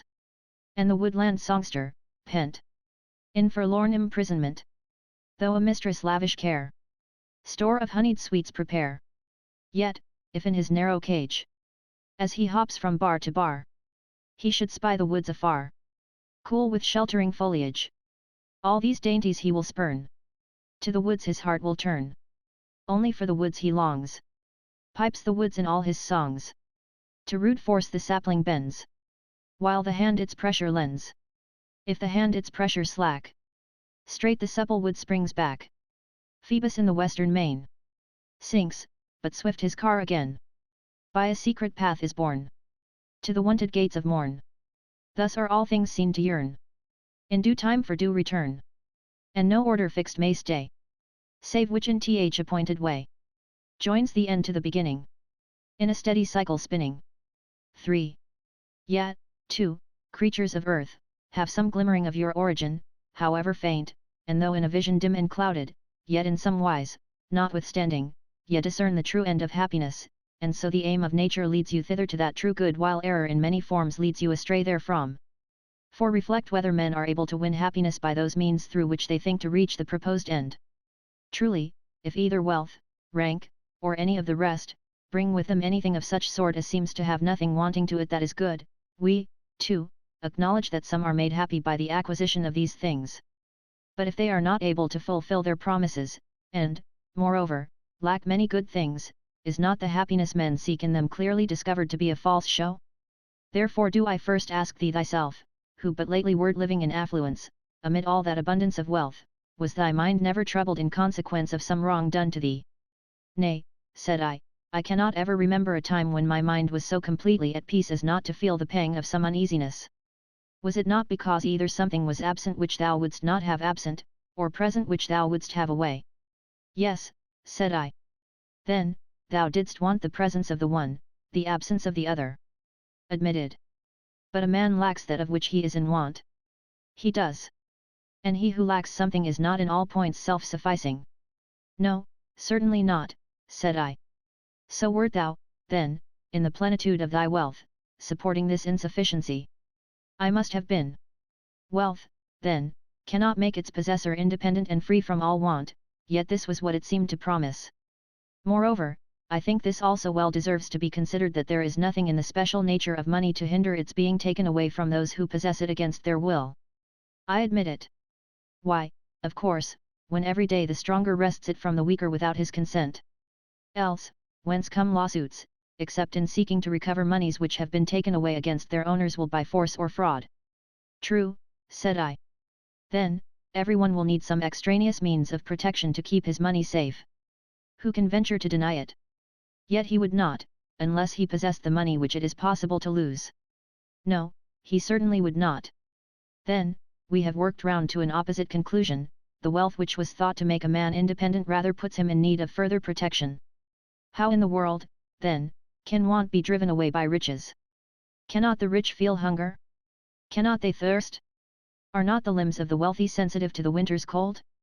But, thou wilt say, the rich have the wherewithal to sate their hunger, the means to get rid of thirst and cold. True enough, want can thus be soothed by riches, wholly removed it cannot be.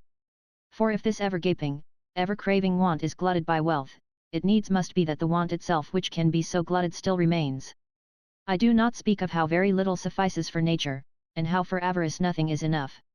Wherefore, if wealth cannot get rid of want, and makes new wants of its own, how can ye believe that it bestows independence? Song 3. The insatiableness of avarice. Though the covetous grown wealthy, see his piles of gold rise high. Though he gather store of treasure, that can never satisfy. Though with pearls his gorget blazes, rarest that the ocean yields.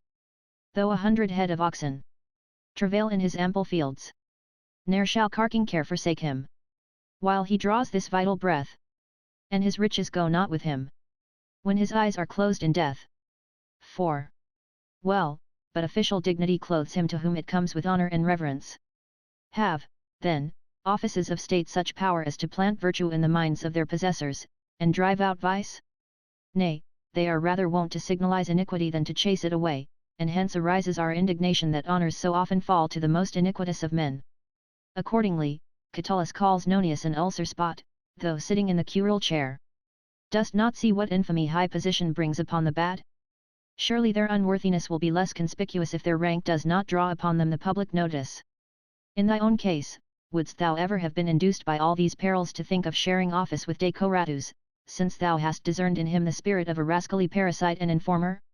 No, we cannot deem men worthy of reverence on account of their office, whom we deem unworthy of the office itself. But didst thou see a man endued with wisdom, couldst thou suppose him not worthy of reverence, nor of that wisdom with which he was endued? No, certainly not. There is in virtue a dignity of her own which she forthwith passes over to those to whom she is united. And since public honors cannot do this, it is clear that they do not possess the true beauty of dignity. And here this well deserves to be noticed that if a man is the more scorned in proportion as he is despised by a greater number, high position not only fails to win reverence for the wicked, but even loads them the more with contempt by drawing more attention to them. But not without retribution, for the wicked pay back a return in kind to the dignities they put on by the pollution of their touch.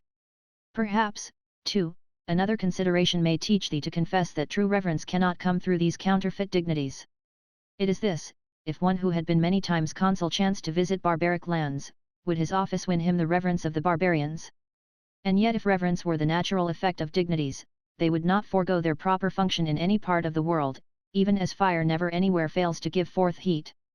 But since this effect is not due to their own efficacy, but is attached to them by the mistaken opinion of mankind, they disappear straightway when they are set before those who do not esteem them dignities. Thus the case stands with foreign peoples. But does their repute last forever, even in the land of their origin? Why, the prefecture, which was once a great power, is now an empty name, a burden merely on the senator's fortune. The commissioner of the public corn supply was once a personage, now what is more contemptible than this office? For, as we said just now, that which hath no true comeliness of its own now receives, now loses, lustre at the caprice of those who have to do with it. So, then, if dignities cannot win men reverence, if they are actually sullied by the contamination of the wicked, if they lose their splendor through time's changes, if they come into contempt merely for lack of public estimation, what precious beauty have they in themselves, much less to give to others? Song 4. Disgrace of honors conferred by a tyrant. Though royal purple soothes his pride, and snowy pearls his neck adorn, Nero in all his riot lives, the mark of universal scorn. Yet he on reverend heads conferred inglorious honors of the state. Shall we, then, deem them truly blessed, whom such preferment hath made great? 5. Well, then, does sovereignty and the intimacy of kings prove able to confer power? Why, surely does not the happiness of kings endure forever? And yet antiquity is full of examples, and these days also, of kings whose happiness has turned into calamity. How glorious a power, which is not even found effectual for its own preservation! But if happiness has its source in sovereign power, is not happiness diminished, and misery inflicted in its stead, in so far as that power falls short of completeness? Yet, however widely human sovereignty be extended, there must still be more peoples left, over whom each several king holds no sway.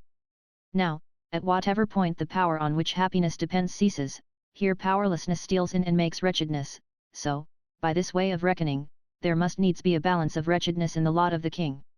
The tyrant who had made trial of the perils of his condition figured the fears that haunt a throne under the image of a sword hanging over a man's head. What sort of power, then, is this which cannot drive away the gnawings of anxiety, or shun the stings of terror? Fain would they themselves have lived secure, but they cannot, then they boast about their power.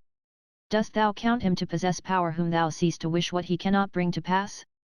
Dost thou count him to possess power who encompasses himself with a bodyguard, who fears those he terrifies more than they fear him, who, to keep up the semblance of power, is himself at the mercy of his slaves? Need I say anything of the friends of kings, when I show royal dominion itself so utterly and miserably weak, why oft times the royal power in its plenitude brings them low, oft times involves them in its fall? Nero drove his friend and preceptor, Seneca, to the choice of the manner of his death. Antoninus exposed Popinianus, who was long powerful at court, to the swords of the soldiery. Yet each of these was willing to renounce his power. Seneca tried to surrender his wealth also to Nero, and go into retirement, but neither achieved his purpose. When they tottered, their very greatness dragged them down. What manner of thing, then, is this power which keeps men in fear while they possess it, which when thou art fain to keep, thou art not safe, and when thou desirest to lay it aside thou canst not rid thyself of? Are friends any protection who have been attached by fortune, not by virtue? Nay, him whom good fortune has made a friend, ill fortune will make an enemy. And what plague is more effectual to do hurt than a foe of one's own household? Footnotes. G. The Sword of Damocles. Song 5. Self-mastery. Who on power sets his aim, first must his own spirit tame. He must shun his neck to thrust 'neath th unholy yoke of lust. For, though India's far-off land, bow before his wide command, utmost thuli homage pay. If he cannot drive away haunting care and black distress, in his power, he's powerless. 6. Again, how misleading, how base, a thing oft times is glory. Well does the tragic poet exclaim, oh, fond repute, how many a time and oft hast them raised high in pride the base-born churl. For many have won a great name through the mistaken beliefs of the multitude, and what can be imagined more shameful than that? Nay, they who are praised falsely must needs themselves blush at their own praises. And even when praise is won by merit, still, how does it add to the good conscience of the wise man who measures his good not by popular repute, but by the truth of inner conviction? And if at all it does seem a fair thing to get this same renown spread abroad, it follows that any failure so to spread it is held foul.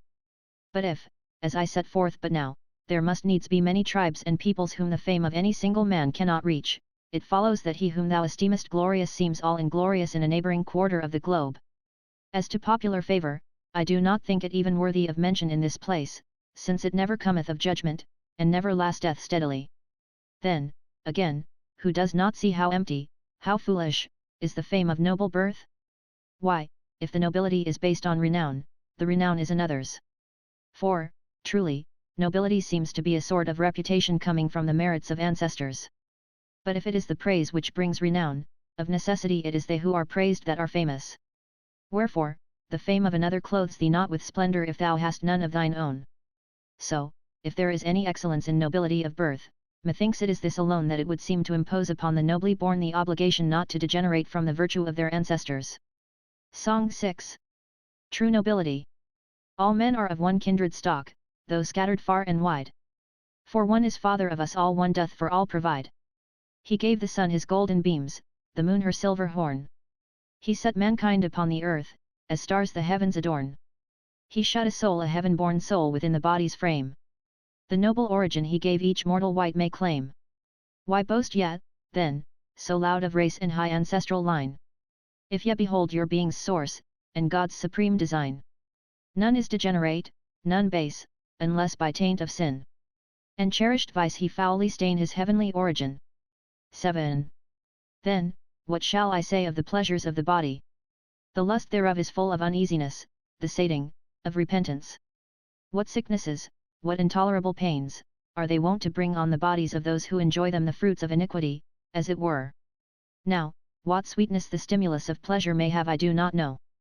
But that the issues of pleasure are painful everyone may understand who chooses to recall the memory of his own fleshly lusts.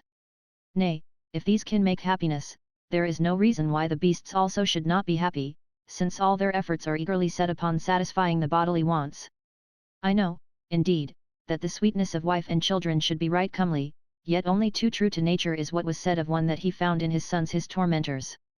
And how galling such a contingency would be, I must needs put thee in mind, since thou hast never in any wise suffered such experiences, nor art thou now under any uneasiness. In such a case, I agree with my servant Euripides, who said that a man without children was fortunate in his misfortune. H. Footnotes. H. Paley translates the lines in Euripides' Andromache, they the childless are indeed spared from much pain and sorrow, but their supposed happiness is after all but wretchedness. Euripides' meaning is therefore really just the reverse of that which Boethius makes it. See Euripides, Andromache, IL. 418-420. Song 7. Pleasure's sting. This is the way of pleasure. She stings them that despoil her.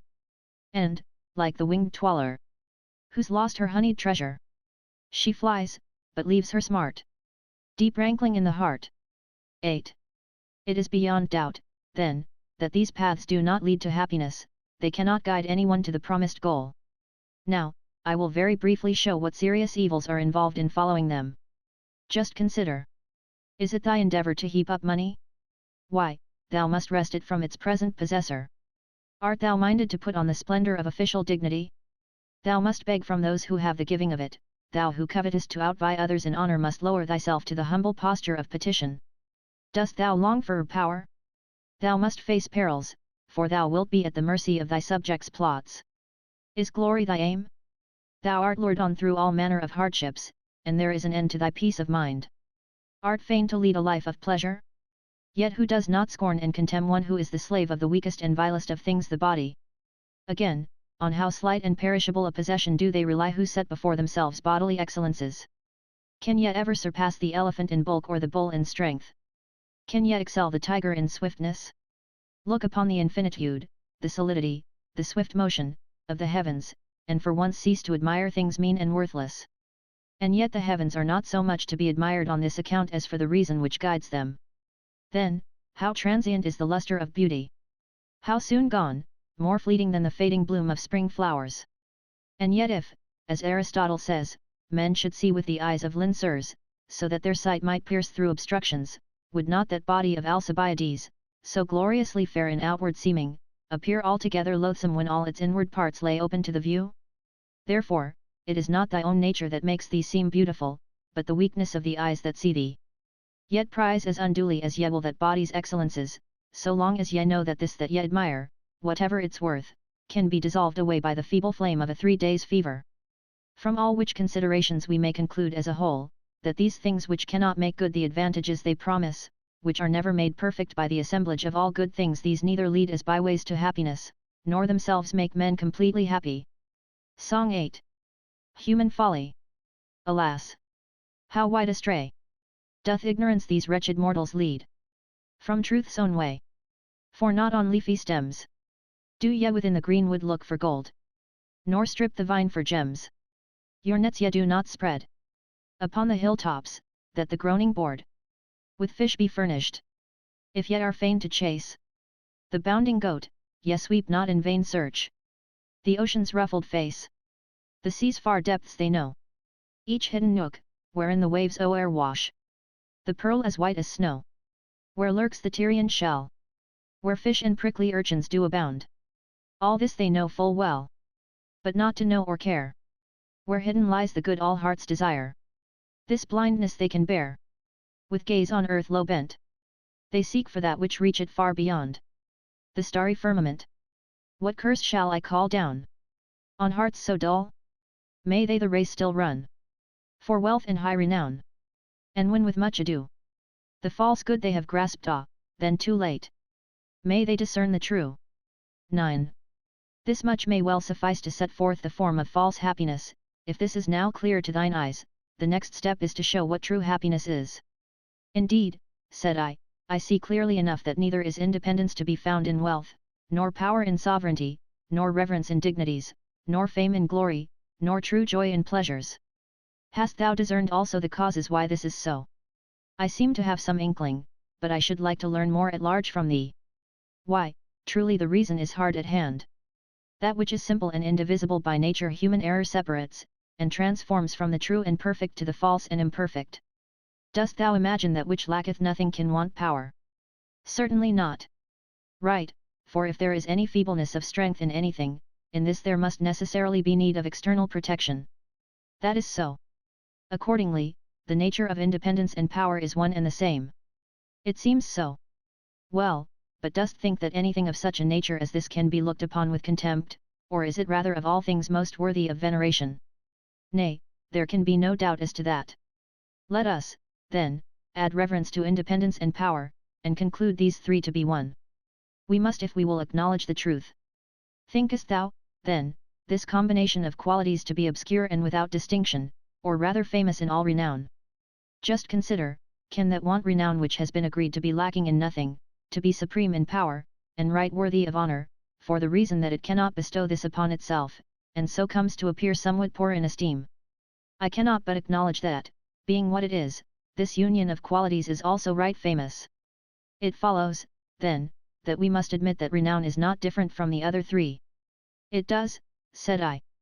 That, then, which needs nothing outside itself, which can accomplish all things in its own strength, which enjoys fame and compels reverence, must not this evidently be also fully crowned with joy? In sooth, I cannot conceive, said I, how any sadness can find entrance into such a state, wherefore I must needs acknowledge it full of joy at least, if our former conclusions are to hold. Then, for the same reasons, this also is necessary that independence, power, renown, reverence, and sweetness of delight, are different only in name, but in substance differ no wise one from the other. It is, said I. This, then, which is one, and simple by nature, human perversity separates, and, in trying to win a part of that which has no parts, fails to attain not only that portion, since there are no portions, but also the whole, to which it does not dream of aspiring. How so? Said I. He who, to escape want, seeks riches, gives himself no concern about power, he prefers a mean and low estate, and also denies himself many pleasures dear to nature to avoid losing the money which he has gained. But at this rate he does not even attain to independence, a weakling void of strength, vexed by distresses, mean and despised, and buried in obscurity. He, again, who thirsts alone for power squanders his wealth, despises pleasure, and thinks fame and rank alike worthless without power. But thou seest in how many ways his state also is defective. Sometimes it happens that he lacks necessaries, that he is gnawed by anxieties, and, since he cannot rid himself of these inconveniences, even ceases to have that power which was his whole end and aim. In like manner may we cast up the reckoning in case of rank, of glory, or of pleasure. For since each one of these severally is identical with the rest, whosoever seeks any one of them without the others does not even lay hold of that one which he makes his aim. Well, said I, what then? Suppose anyone desire to obtain them together, he does indeed wish for happiness as a whole, but will he find it in these things which, as we have proved, are unable to bestow what they promise? Nay, by no means, said I. Then, happiness must certainly not be sought in these things which severally are believed to afford some one of the blessings most to be desired. They must not, I admit. No conclusion could be more true. So, then, the form and the causes of false happiness are set before thine eyes. Now turn thy gaze to the other side, there thou wilt straightway see the true happiness I promised. Yet, indeed, 'tis plain to the blind, said I. Thou didst point it out even now in seeking to unfold the causes of the false. For, unless I am mistaken, that is true and perfect happiness which crowns one with the union of independence, power, reverence, renown, and joy. And to prove to thee with how deep an insight I have listened, since all these are the same, that which can truly bestow one of them I know to be without doubt full and complete happiness. Happy art thou, my scholar, in this thy conviction, only one thing shouldst thou add. What is that? Said I. Is there aught, thinkest thou, amid these mortal and perishable things which can produce a state such as this? Nay, surely not, and this thou hast so amply demonstrated that no word more is needed. Well, then, these things seem to give to mortals shadows of the true good, or some kind of imperfect good, but the true and perfect good they cannot bestow. Even so, said I. Since, then, thou hast learnt what that true happiness is, and what men falsely call happiness, it now remains that thou shouldst learn from what source to seek this. Yes, to this I have long been eagerly looking forward. Well, since, as Plato maintains in the Timaeus, we ought even in the most trivial matters to implore the divine protection, what thinkest thou should we now do in order to deserve to find the seat of that highest good? We must invoke the Father of all things, said I, for without this no enterprise sets out from a right beginning. Thou sayest well, said she, and forthwith lifted up her voice and sang. Song 9. I. Invocation. Maker of earth and sky, from age to age. Who are ulst the world by reason, at whose word time issues from eternity's abyss. To all that moves the source of movement, fixed. Thyself and moveless. Thee no cause impelled. Extrinsic this proportioned frame to shape. From shapeless matter, but, deep set within. Thy inmost being, the form of perfect good. From envy free, and thou didst mould the whole. To that supernal pattern. Beauteous. The world in thee thus imaged, being thyself. Most beautiful. So thou the work didst fashion. In that fair likeness, bidding it put on perfection through the exquisite perfectness of every part's contrivance. Thou dost bind the elements in balanced harmony, so that the hot and cold, the moist and dry, contend not, nor the pure fire leaping up escape, or weight of waters whelm the earth. Thou joinest and diffusest through the whole, linking accordantly its several parts. A soul of threefold nature, moving all this, cleft in twain, and in two circles gathered, speeds in a path that on itself returns, encompassing mind's limits, and conforms the heavens to her true semblance. Lesser souls and lesser lives by a like ordinance thou sendest forth, each to its starry car, affixing, and dost strew them far and wide, o'er earth and heaven. These by a law benign thou biddest turn again, and render back to thee their fires. Oh, grant, Almighty Father! Grant us on reason's wing to soar aloft to heaven's exalted height, grant us to see the fount of good, grant us, the true light found, to fix our steadfast eyes in vision clear on thee. Disperse the heavy mists of earth, and shine in thine own splendor. For thou art the true serenity and perfect rest of every pious soul to see thy face. The end and the beginning, one the guide, the traveler, the pathway, and the goal. Footnotes. The substance of this poem is taken from Plato's Timaeus, 29-42. See Jowett, Vol. 3, pages 448-462, 3rd edition. 10. Since now thou hast seen what is the form of the imperfect good, and what the form of the perfect also, methinks I should next show in what manner this perfection of felicity is built up. And here I conceive it proper to inquire, first, whether any excellence, such as thou hast lately defined, can exist in the nature of things, lest we be deceived by an empty fiction of thought to which no true reality answers. But it cannot be denied that such does exist, and is, as it were, the source of all things good. For everything which is called imperfect is spoken of as imperfect by reason of the privation of some perfection, so it comes to pass that, whenever imperfection is found in any particular, there must necessarily be a perfection in respect of that particular also. For were there no such perfection, it is utterly inconceivable how that so-called imperfection should come into existence. Nature does not make a beginning with things mutilated and imperfect, she starts with what is whole and perfect, and falls away later to these feeble and inferior productions. So if there is, as we showed before, a happiness of a frail and imperfect kind, it cannot be doubted but there is also a happiness substantial and perfect. Most true is thy conclusion, and most sure, said I. Next to consider where the dwelling place of this happiness may be. The common belief of all mankind agrees that God, the supreme of all things, is good. For since nothing can be imagined better than God, how can we doubt him to be good than whom there is nothing better? Now, reason shows God to be good in such wise as to prove that in him is perfect good. For were it not so, he would not be supreme of all things, for there would be something else more excellent, possessed of perfect good, which would seem to have the advantage in priority and dignity, since it has clearly appeared that all perfect things are prior to those less complete. Wherefore, lest we fall into an infinite regression, we must acknowledge the Supreme God to be full of supreme and perfect good. But we have determined that true happiness is the perfect good, therefore true happiness must dwell in the Supreme Deity. I accept thy reasonings, said I, they cannot in any wise be disputed. But, come, see how strictly and incontrovertibly thou mayst prove this our assertion that the Supreme Godhead hath fullest possession of the highest good. In what way, pray, said I. Do not rashly suppose that he who is the Father of all things hath received that highest good of which he is said to be possessed either from some external source, or hath it as a natural endowment in such sort that thou mightest consider the essence of the happiness possessed, and of the God who possesses it, distinct and different. For if thou deemest it received from without, thou mayst esteem that which gives more excellent than that which has received. But him we most worthily acknowledge to be the most supremely excellent of all things. If, however, it is in him by nature, yet is logically distinct, the thought is inconceivable, since we are speaking of God, who is supreme of all things. Who was there to join these distinct essences? Finally, when one thing is different from another, the things so conceived as distinct cannot be identical. Therefore that which of its own nature is distinct from the highest good is not itself the highest good, an impious thought of him than whom, 'tis plain, nothing can be more excellent. For universally nothing can be better in nature than the source from which it has come, therefore on most true grounds of reason would I conclude that which is the source of all things to be in its own essence the highest good. And most justly, said I. But the highest good has been admitted to be happiness. Yes.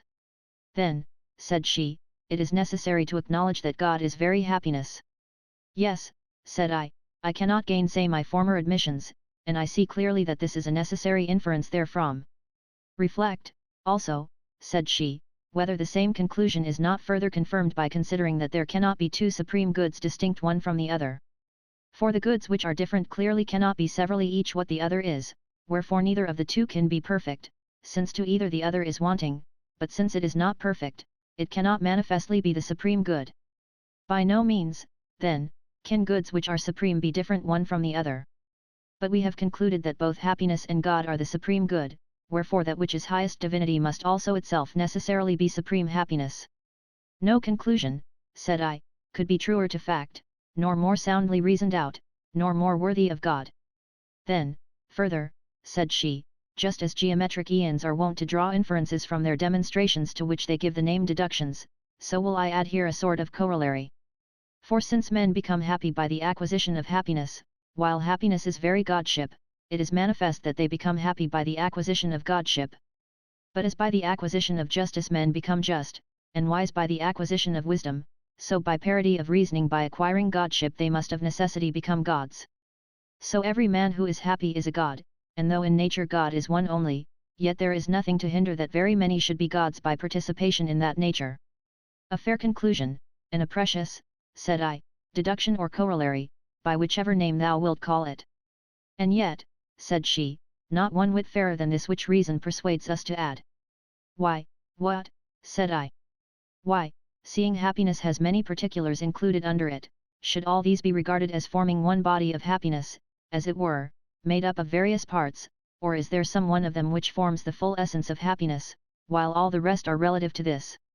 I would thou wouldst unfold the whole matter to me at large. We judge happiness to be good, do we not? Yet, the supreme good. And this superlative applies to all, for this same happiness is adjudged to be the completest independence, the highest power, reverence, renown, and pleasure. What then? Are all these goods independence, power, and the rest to be deemed members of happiness, as it were, or are they all relative to good as to their summit and crown? I understand the problem, but I desire to hear how thou wouldst solve it. Well, then, listen to the determination of the matter. Were all these members composing happiness, they would differ severally one from the other. For this is the nature of parts that by their difference they compose one body.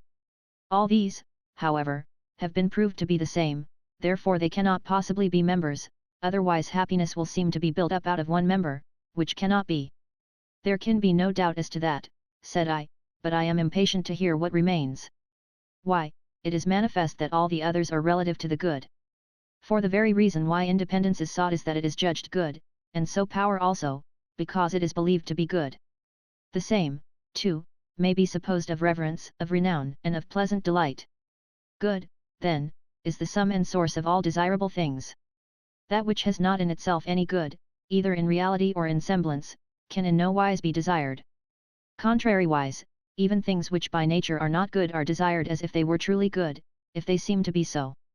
Whereby it comes to pass that goodness is rightly believed to be the sum and hinge and cause of all things desirable. Now, that for the sake of which anything is desired itself seems to be most wished for. For instance, if anyone wishes to ride for the sake of health, he does not so much wish for the exercise of riding as the benefit of his health. Since, then, all things are sought for the sake of the good, it is not these so much as good itself that is sought by all. But that on account of which all other things are wished for was, we agreed, happiness, wherefore thus also it appears that it is happiness alone which is sought. From all which it is transparently clear that the essence of absolute good and of happiness is one and the same. I cannot see how anyone can dissent from these conclusions.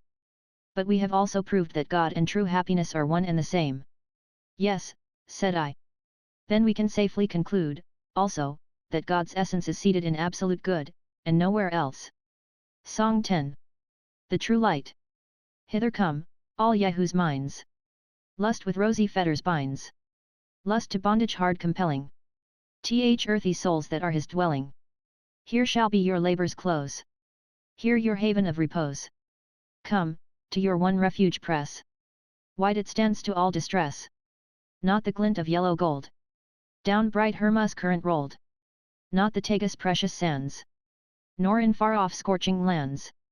All the radiant gems that hide under Indus' storied tide. Emerald green and glistering white.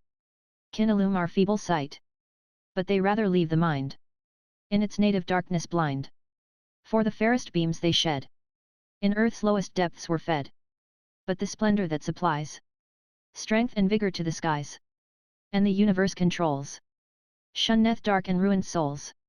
He who once hath seen this light will not call the sunbeam bright. 11. I quite agree, said I, truly all thy reasonings hold admirably together. Then said she, what value wouldst thou put upon the boon shouldst thou come to the knowledge of the absolute good? Oh, an infinite, said I, if only I were so blessed as to learn to know God also who is the good. Yet this will I make clear to thee on truest grounds of reason, if only our recent conclusions stand fast. They will. Have we not shown that those things which most men desire are not true and perfect good precisely for this cause that they differ severally one from another, and, seeing that one is wanting to another, they cannot bestow full and absolute good, but that they become the true good when they are gathered, as it were, into one form and agency, so that that which is independence is likewise power, reverence, renown, and pleasant delight, and unless they are all one and the same, they have no claim to be counted among things desirable.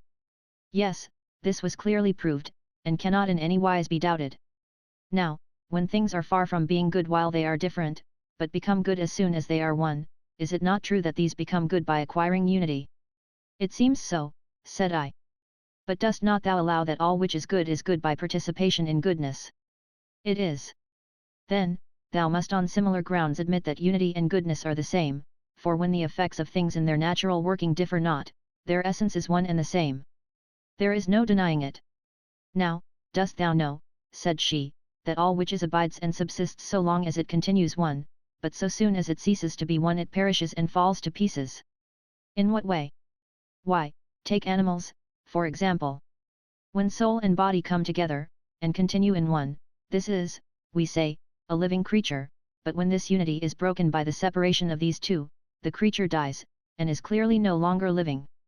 The body also, while it remains in one form by the joining together of its members, presents a human appearance, but if the separation and dispersal of the parts break up the body's unity, it ceases to be what it was. And if we extend our survey to all other things, without doubt it will manifestly appear that each several thing subsists while it is one, but when it ceases to be one perishes. Yes, when I consider further, I see it to be even as thou sayest. Well, is there aught, said she, which, in so far as it acts conformably to nature, abandons the wish for life, and desires to come to death and corruption? Looking to living creatures, which have some faults of choice, I find none that, without external compulsion, forego the will to live, and of their own accord hasten to destruction. For every creature diligently pursues the end of self-preservation, and shuns death and destruction. As to herbs and trees, and inanimate things generally, I am altogether in doubt what to think. And yet there is no possibility of question about this either, since thou seest how herbs and trees grow in places suitable for them, where, as far as their nature admits, they cannot quickly wither and die. Some spring up in the plains, others in the mountains, some grow in marshes, others cling to rocks, and others, again, find a fertile soil in the barren sands, and if you try to transplant these elsewhere, they wither away. Nature gives to each the soil that suits it, and uses her diligence to prevent any of them dying, so long as it is possible for them to continue alive. Why do they all draw their nourishment from roots as from a mouth dipped into the earth, and distribute the strong bark over the pith? Why are all the softer parts like the pith deeply encased within, while the external parts have the strong texture of wood, and outside of all is the bark to resist the weather's inclemency, like a champion stout in endurance? Again, how great is nature's diligence to secure universal propagation by multiplying seed! Who does not know all these to be contrivances, not only for the present maintenance of a species, but for its lasting continuance, generation after generation, forever? And do not also the things believed inanimate on like grounds of reason seek each what is proper to itself? Why do the flames shoot lightly upward, while the earth presses downward with its weight, if it is not that these motions and situations are suitable to their respective natures? Moreover, each several thing is preserved by that which is agreeable to its nature, even as it is destroyed by things inimical. Things solid like stones resist disintegration by the close adhesion of their parts. Things fluid like air and water yield easily to what divides them, but swiftly flow back and mingle with those parts from which they have been severed, while fire, again, refuses to be cut at all. And we are not now treating of the voluntary motions of an intelligent soul, but of the drift of nature. Even so is it that we digest our food without thinking about it, and draw our breath unconsciously in sleep. Nay, even in living creatures the love of life cometh not of conscious will, but from the principles of nature. For oftentimes in the stress of circumstances will chooses the death which nature shrinks from, and contrarily, in spite of natural appetite, will restrains that work of reproduction by which alone the persistence of perishable creatures is maintained. So entirely does this love of self come from drift of nature, not from animal impulse. Providence has furnished things with this most cogent reason for continuance: they must desire life, so long as it is naturally possible for them to continue living. Wherefore in no way mayst thou doubt but that things naturally aim at continuance of existence, and shun destruction. I confess, said I, that what I lately thought uncertain, I now perceive to be indubitably clear. Now, that which seeks to subsist and continue desires to be one, for if its oneness be gone, its very existence cannot continue. True, said I. All things, then, desire to be one. I agree. But we have proved that one is the very same thing as good. We have. All things, then, seek the good. Indeed, you may express the fact by defining good as that which all desire. Nothing could be more truly thought out. Either there is no single end to which all things are relative, or else the end to which all things universally hasten must be the highest good of all. Then exceedingly do I rejoice, dear pupil, thine eye is now fixed on the very central mark of truth. Moreover, herein is revealed that of which thou didst erstwhile profess thyself ignorant. What is that? Said I. The end and aim of the whole universe. Surely it is that which is desired of all, and, since we have concluded the good to be such, we ought to acknowledge the end and aim of the whole universe to be the good. Song 11. Reminiscence. J. Who truth pursues, who from false ways his heedful steps would keep, by inward light must search within. In meditation deep, all outward bent he must repress, his soul's true treasure to possess. Then all that error's mists obscured shall shine more clear than light. This fleshly frame's oblivious weight hath quenched not reason quite. The germs of truth still lie within, whence we by learning all may win.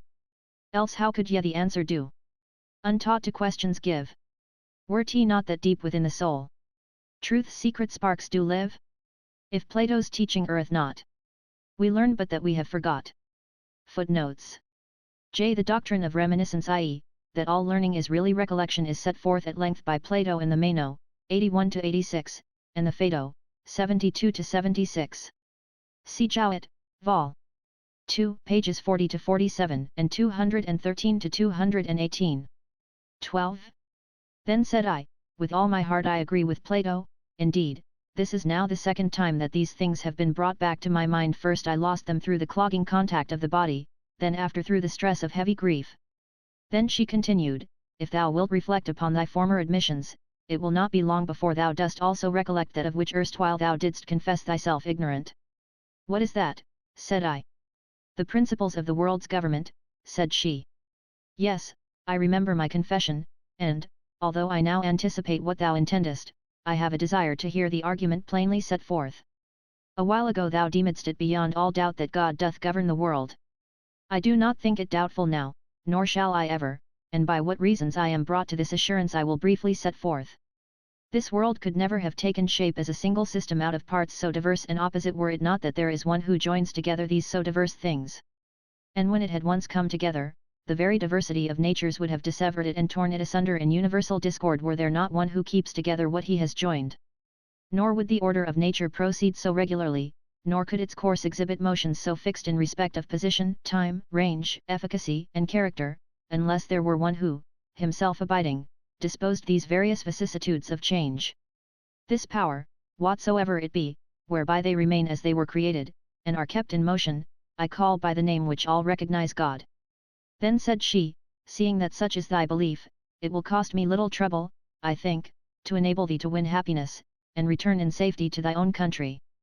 But let us give our attention to the task that we have set before ourselves. Have we not counted independence in the category of happiness, and agreed that God is absolute happiness? Truly, we have. Then, he will need no external assistance for the ruling of the world. Otherwise, if he stands in need of aught, he will not possess complete independence. That is necessarily so, said I. Then, by his own power alone he disposes all things. It cannot be denied. Now, God was proved to be absolute good. Yes, I remember. Then, he disposes all things by the agency of good, if it be true that he rules all things by his own power whom we have agreed to be good, and he is, as it were, the rudder and helm by which the world's mechanism is kept steady and in order. Heartily do I agree, and, indeed, I anticipated what thou wouldst say, though it may be in feeble surmise only. I well believe it, said she, for, as I think, thou now bringest to the search eyes quicker in discerning truth, but what I shall say next is no less plain and easy to see. What is it? Said I. Why, said she, since God is rightly believed to govern all things with the rudder of goodness, and since all things do likewise, as I have taught, haste towards good by the very aim of nature, can it be doubted that his governance is willingly accepted, and that all submit themselves to the sway of the disposer as conformed and attempered to his rule? Necessarily so, said I, no rule would seem happy if it were a yoke imposed on reluctant wills, and not the safe keeping of obedient subjects. There is nothing, then, which, while it follows nature, endeavours to resist good. No, nothing. But if anything should, will it have the least success against him whom we rightly agreed to be supreme lord of happiness? It would be utterly impotent.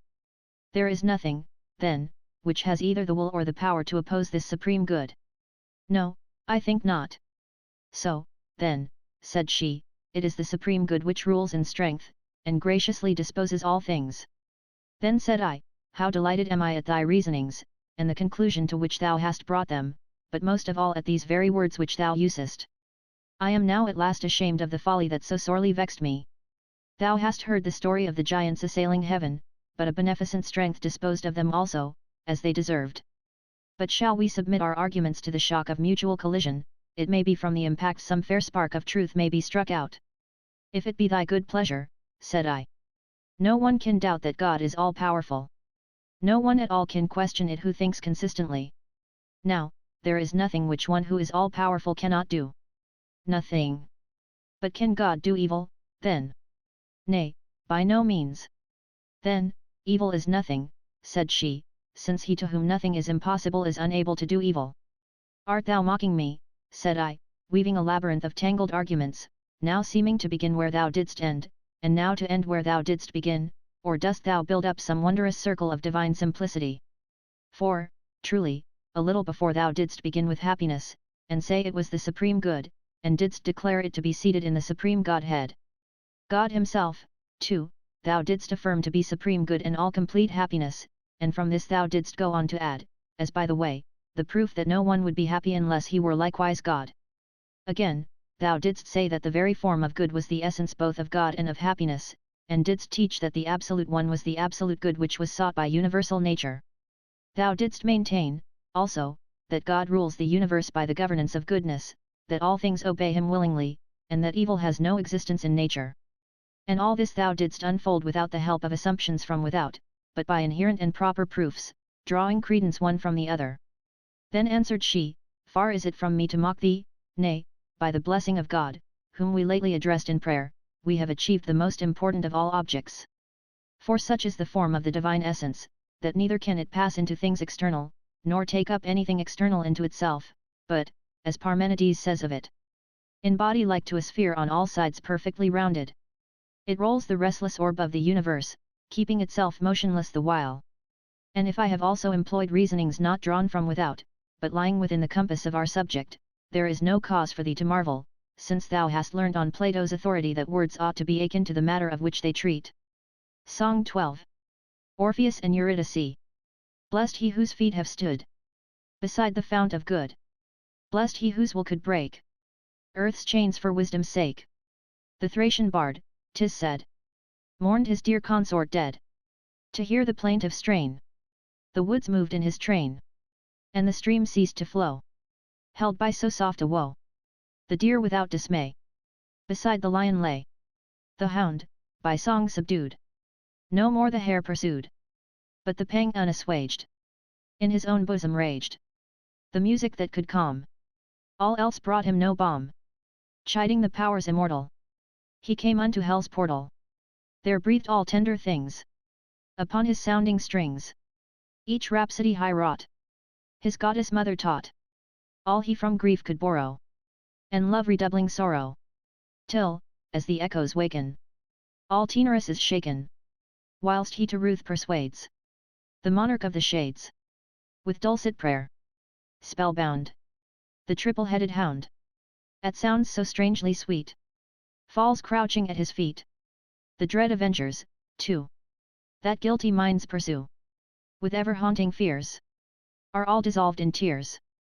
Ixion, on his wheel, a respite brief doth feel. For, lo! the wheel stands still, and, while those sad notes thrill, thirst-maddened Tantalus listens, oblivious of the stream's mockery, and his long agony. The vulture, too, doth spare some little while to tear at Titius' rent side. Sated and pacified, at length the shadowy king, his sorrows pitying, he hath prevailed, cried, we give him back his bride. To him she shall belong, as guerdon of his song. One sole condition yet upon the boon is set.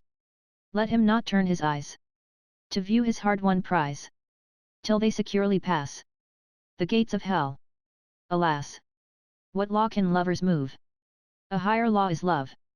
For Orpheus woe is me, on his Eurydice, day's threshold all but one, looked, lost, and was undone. Yet who the light pursue? This story is for you, who seek to find a way unto the clearer day. If on the darkness past, one backward look ye cast, your weak and wandering eyes have lost the matchless prize. Book 4. Good and Ill Fortune. Summary. CHI. The mystery of the seeming moral confusion. Philosophy engages to make this plain, and to fulfill her former promise to the full ch. 2. Accordingly, a. She first expounds the paradox that the good alone have power, the bad are altogether powerless ch. 3. b. The righteous never lack their reward, nor the wicked their punishment ch. 4. c. The wicked are more unhappy when they accomplish their desires than when they fail to attain them. d. Evildoers are more fortunate when they expiate their crimes by suffering punishment than when they escape unpunished. e. The wrongdoer is more wretched than he who suffers injury chv. Boethius still cannot understand why the distribution of happiness and misery to the righteous and the wicked seems the result of chance. Philosophy replies that this only seems so because we do not understand the principles of God's moral governance ch. 6. The distinction of fate and providence. The apparent moral confusion is due to our ignorance of the secret counsels of God's providence. If we possessed the key, we should see how all things are guided to good ch. 7. Thus all fortune is good fortune, for it either rewards, disciplines, amends, or punishes, and so is either useful or just. Book 4. 1. Softly and sweetly Philosophy sang these verses to the end without losing aught of the dignity of her expression or the seriousness of her tones.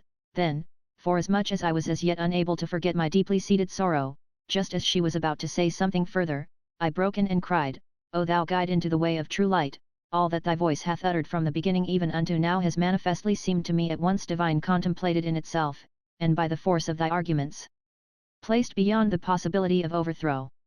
Moreover, these truths have not been altogether unfamiliar to me heretofore, though because of indignation at my wrongs they have for a time been forgotten. But, lo! Herein is the very chiefest cause of my grief that, while there exists a good ruler of the universe, it is possible that evil should be at all, still more that it should go unpunished.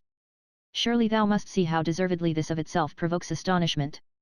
But a yet greater marvel follows, while wickedness reigns and flourishes, virtue not only lacks its reward, but is even thrust down and trampled under the feet of the wicked, and suffers punishment in the place of crime. That this should happen under the rule of a God who knows all things and can do all things, but wills only the good, cannot be sufficiently wondered at nor sufficiently lamented. Then said she, it would indeed be infinitely astounding, and of all monstrous things most horrible, if, as thou esteemest, in the well-ordered home of so great a householder, the base vessels should be held in honor, the precious left to neglect. But it is not so. For if we hold unshaken those conclusions which we lately reached, thou shalt learn that, by the will of him of whose realm we are speaking, the good are always strong, the bad always weak and impotent, that vices never go unpunished, nor virtues unrewarded, that good fortune ever befalls the good, and ill fortune the bad, and much more of the sort, which shall hush thy murmurings, and stablish thee in the strong assurance of conviction. And since by my late instructions thou hast seen the form of happiness, hast learnt, too, the seat where it is to be found, all due preliminaries being discharged, I will now show thee the road which will lead thee home. Wings, also, will I fasten to thy mind wherewith thou mayst soar aloft, that so, all disturbing doubts removed, thou mayst return safe to thy country, under my guidance, in the path I will show thee, and by the means which I furnish. Song 1. The Soul's Flight. Wings are mine, above the pole. Far aloft I soar. Clothed with these, my nimble soul scorns earth's hated shore. Cleaves the skies upon the wind. Sees the clouds left far behind. Soon the glowing point she nears. Where the heavens rotate. Follows through the starry spheres. Phoebus' course, or straight. Takes for comrade mid the stars. Saturn cold or glittering Mars. Thus each circling orb explores. Through night's stole that peers. Then, when all are numbered, soars. Far beyond the spheres. Mounting heaven's supremest height. To the very fount of light. There the sovereign of the world. His calm sway maintains. As the globe is onward whirled. Guides the chariot reins. And in splendor glittering. Reigns the universal king. Hither if thy wandering feet find at last a way. Here thy long lost home thou lt greet. Dear lost land, thou lt say. Though from thee I've wandered wide. Hence I came, here will abide. Yet if ever thou art fain visitant to be of earth's gloomy night again, surely thou wilt see tyrants whom the nations fear dwell in hapless exile here. 2. Then said I, verily, wondrous great are thy promises, yet I do not doubt but thou canst make them good, only keep me not in suspense after raising such hopes. Learn, then, first, said she, how that power ever waits upon the good, while the bad are left wholly destitute of strength. Of these truths the one proves the other, for since good and evil are contraries, if it is made plain that good is power, the feebleness of evil is clearly seen, and, conversely, if the frail nature of evil is made manifest, the strength of good is thereby known. However, to win ampler credence for my conclusion, I will pursue both paths, and draw confirmation for my statements first in one way and then in the other. The carrying out of any human action depends upon two things, to wit, will and power. If either be wanting, nothing can be accomplished. For if the will be lacking, no attempt at all is made to do what is not willed, whereas if there be no power, the will is all in vain.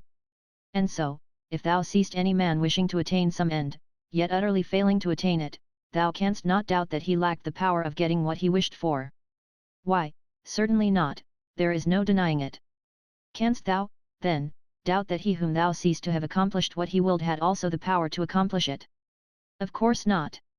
Then, in respect of what he can accomplish a man is to be reckoned strong, in respect of what he cannot accomplish weak. Granted, said I. Then, dost thou remember that, by our former reasonings, it was concluded that the whole aim of man's will, though the means of pursuit vary, is set intently upon happiness? I do remember that this, too, was proved. Dost thou also call to mind how happiness is absolute good, and therefore that, when happiness is sought, it is good which is in all cases the object of desire? Nay, I do not so much call to mind as keep it fixed in my memory. Then, all men, good and bad alike, with one indistinguishable purpose strive to reach good. Yes, that follows. But it is certain that by the attainment of good men become good. It is. Then, do the good attain their object? It seems so. But if the bad were to attain the good which is their object, they could not be bad. No. Then, since both seek good, but while the one sort attain it, the other attain it not, is there any doubt that the good are endued with power, while they who are bad are weak? If any doubt it, he is incapable of reflecting on the nature of things, or the consequences involved in reasoning.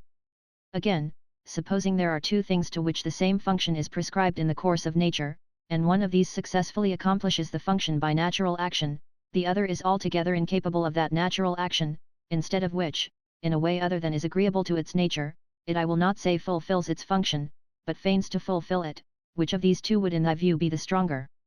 I guess thy meaning, but I pray thee let me hear thee more at large. Walking is man's natural motion, is it not? Certainly. Thou dost not doubt, I suppose, that it is natural for the feet to discharge this function? No, surely I do not. Now, if one man who is able to use his feet walks, and another to whom the natural use of his feet is wanting tries to walk on his hands, which of the two wouldst thou rightly esteem the stronger? Go on, said I. No one can question but that he who has the natural capacity has more strength than he who has it not.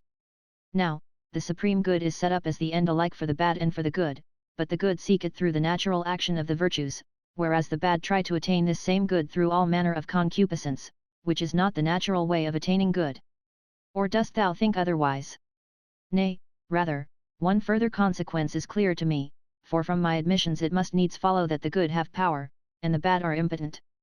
Thou anticipatest rightly, and that as physicians reckon is a sign that nature is set working, and is throwing off the disease.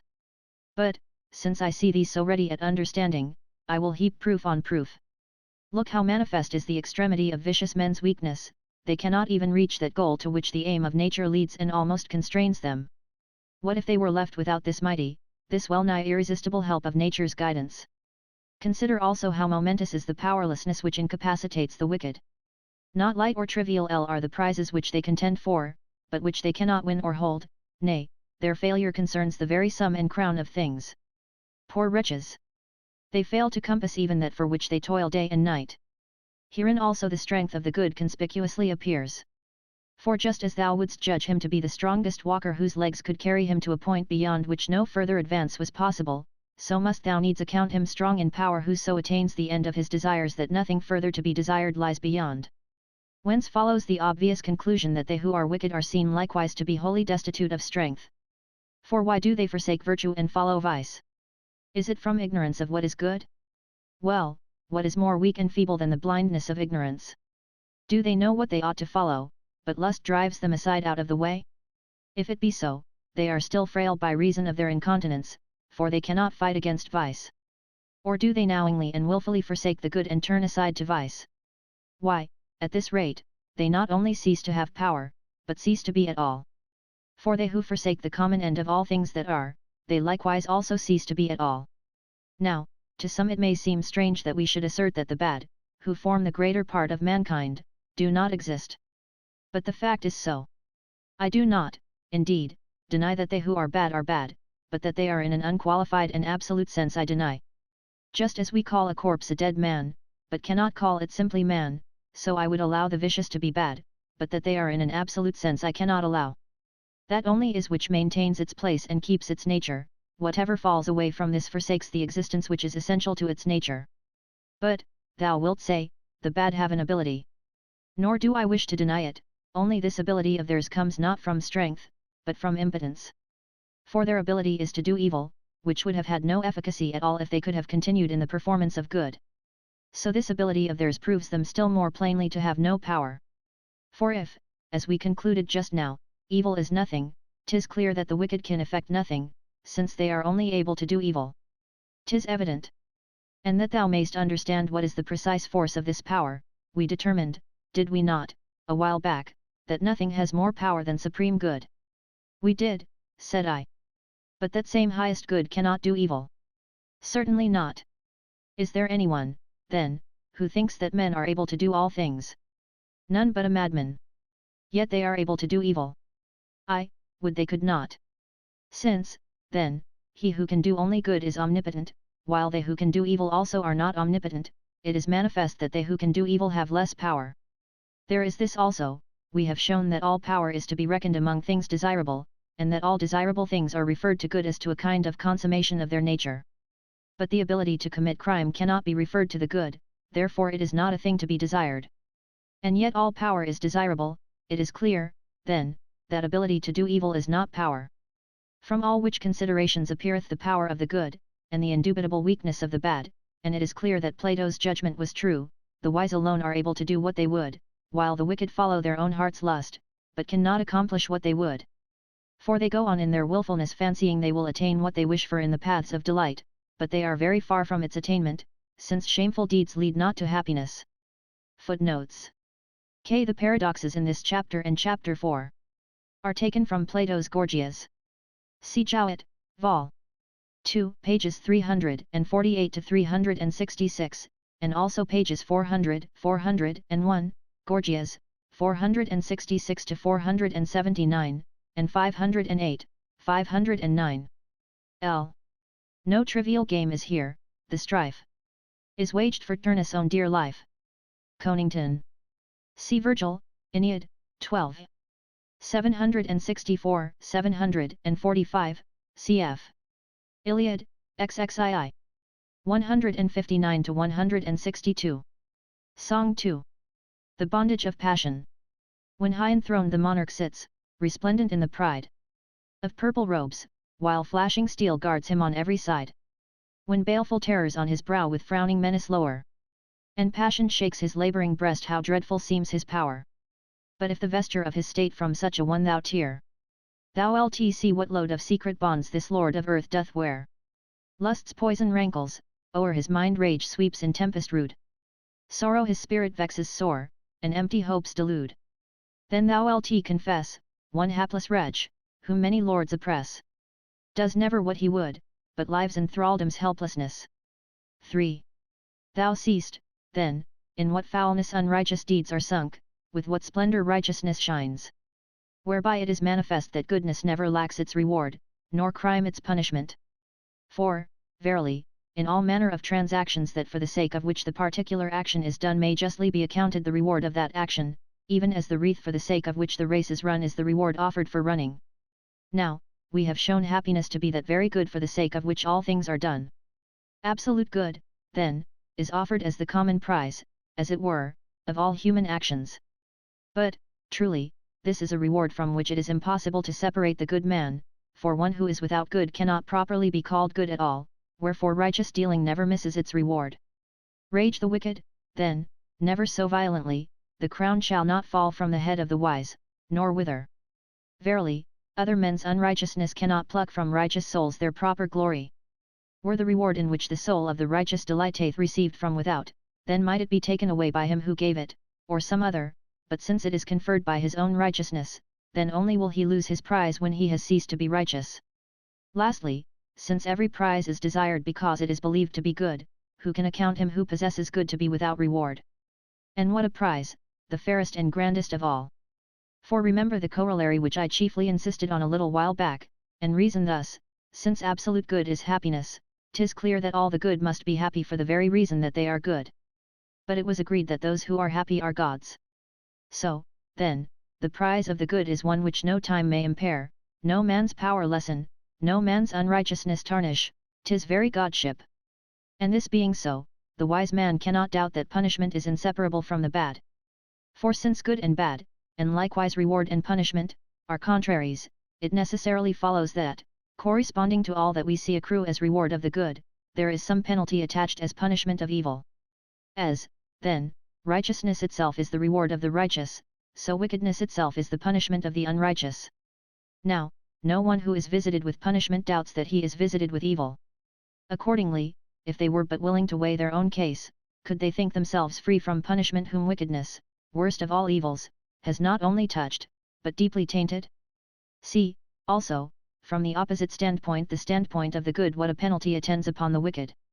Thou didst learn a little since that whatever is one, and that unity itself is good.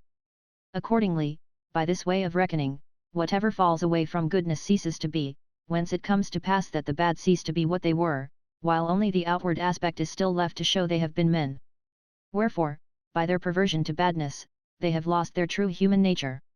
Further, since righteousness alone can raise men above the level of humanity, it must needs be that unrighteousness degrades below man's level those whom it has cast out of man's estate.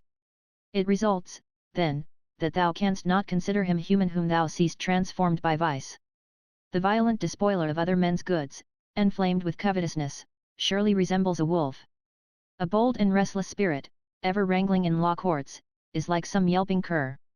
The secret schemer, taking pleasure in fraud and stealth, is own brother to the fox. The passionate man, frenzied with rage, we might believe to be animated with the soul of a lion. The coward and runaway, afraid where no fear is, may be likened to the timid deer. He who is sunk in ignorance and stupidity lives like a dull ass. He who is light and inconstant, never holding long to one thing, is for all the world like a bird. He who wallows in foul and unclean lusts is sunk in the pleasures of a filthy hog. So it comes to pass that he who by forsaking righteousness ceases to be a man cannot pass into a godlike condition, but actually turns into a brute beast. Song 3. Circe's cup. Th Ithacan discreet. And all his storm-tossed fleet. Far o'er the ocean wave. The winds of heaven drave. Drave to the mystic isle. Where dwelleth in her guile. That fair and faithless one. The daughter of the Sunday. There for the stranger crew. With cunning spells she knew. To mix th enchanted cup. For whoso drinks it up. Must suffer hideous change. To monstrous shapes and strange.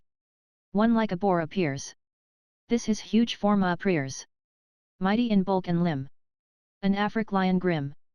With claw and fang. Confessed. A wolf, this, sore distressed. When he would weep, doth howl. And, strangely tame, these prowl. The Indian tiger's mates. And though in such sore straits. The pity of the god. Who bears the mystic rod. Had power the chieftain brave. From her fell arts to save. His comrades, unrestrained. The fatal goblet drained. All now with low bent head. Like swine, on acorns fed. Man's speech and form were reft. No human feature left. But steadfast still, the mind. Unaltered, unresigned. The monstrous change bewailed. How little, then, availed. The potencies of ill. These herbs, this baneful skill. May change each outward part. But cannot touch the heart. In its true home, deep set. Man's spirit liveth yet. Those poisons are more fell. More potent to expel. Man from his high estate. Which subtly penetrate. And leave the body whole. But deep infect the soul. 4. Then said I, this is very true. I see that the vicious, though they keep the outward form of man, are rightly said to be changed into beasts in respect of their spiritual nature, but, inasmuch as their cruel and polluted minds vent their rage in the destruction of the good, I would this license were not permitted to them. Nor is it, said she, as shall be shown in the fitting place. Yet if that license which thou believest to be permitted to them were taken away, the punishment of the wicked would be in great part remitted. For verily, incredible as it may seem to some, it needs must be that the bad are more unfortunate when they have accomplished their desires than if they are unable to get them fulfilled. If it is wretched to will evil, to have been able to accomplish evil is more wretched, for without the power the wretched will would fail of effect. Accordingly, those whom thou seest to will, to be able to accomplish, and to accomplish crime, must needs be the victims of a threefold wretchedness, since each one of these states has its own measure of wretchedness.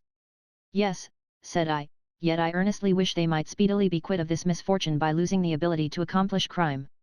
They will lose it, said she, sooner than perchance thou wishest, or they themselves think likely, since, verily, within the narrow bounds of our brief life there is nothing so late in coming that anyone, least of all an immortal spirit, should deem it long to wait for. Their great expectations, the lofty fabric of their crimes, is oft overthrown by a sudden and unlooked-for ending, and this but sets a limit to their misery. For if wickedness makes men wretched, he is necessarily more wretched who is wicked for a longer time, and were it not that death, at all events, puts an end to the evil doings of the wicked, I should account them wretched to the last degree. Indeed, if we have formed true conclusions about the ill fortune of wickedness, that wretchedness is plainly infinite which is doomed to be eternal. Then said I, a wonderful inference, and difficult to grant, but I see that it agrees entirely with our previous conclusions. Thou art right, said she, but if anyone finds it hard to admit the conclusion, he ought in fairness either to prove some falsity in the premises, or to show that the combination of propositions does not adequately enforce the necessity of the conclusion, otherwise, if the premises be granted, nothing whatever can be said against the inference of the conclusion. And here is another statement which seems not less wonderful, but on the premises assumed is equally necessary. What is that? The wicked are happier in undergoing punishment than if no penalty of justice chasten them.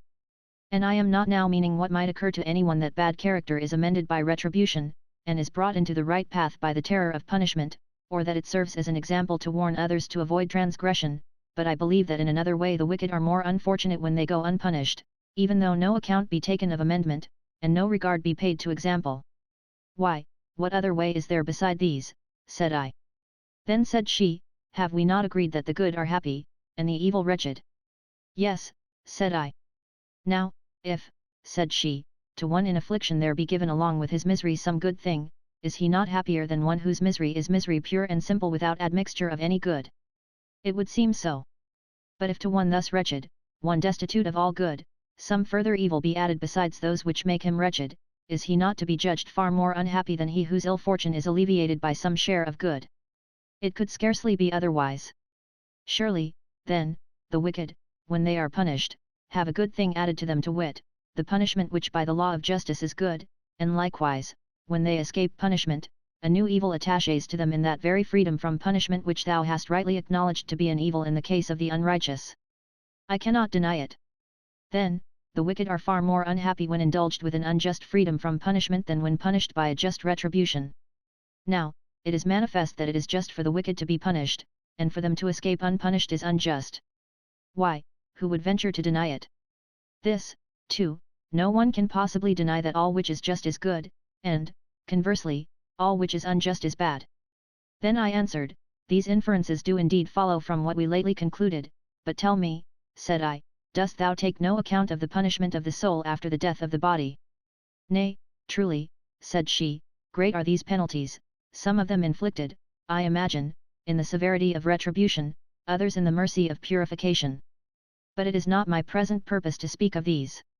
So far, my aim hath been to make thee recognize that the power of the bad which shocked thee so exceedingly is no power, to make thee see that those of whose freedom from punishment thou didst complain are never without the proper penalties of their unrighteousness, to teach thee that the license which thou preedst might soon come to an end is not long enduring, that it would be more unhappy if it lasted longer, most unhappy of all if it lasted forever, thereafter that the unrighteous are more wretched if unjustly let go without punishment than if punished by a just retribution, from which point of view it follows that the wicked are afflicted with more severe penalties just when they are supposed to escape punishment.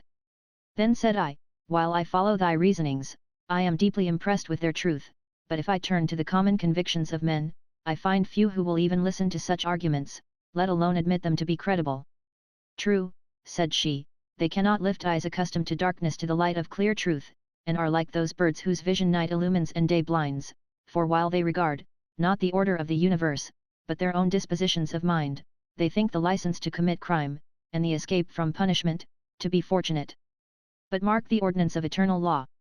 Hast thou fashioned thy soul to the likeness of the better, thou hast no need of a judge to award the prize. By thine own act hast thou raised thyself in the scale of excellence, hast thou perverted thy affections to baser things, look not for punishment from one without thee. Thine own act hath degraded thee, and thrust thee down.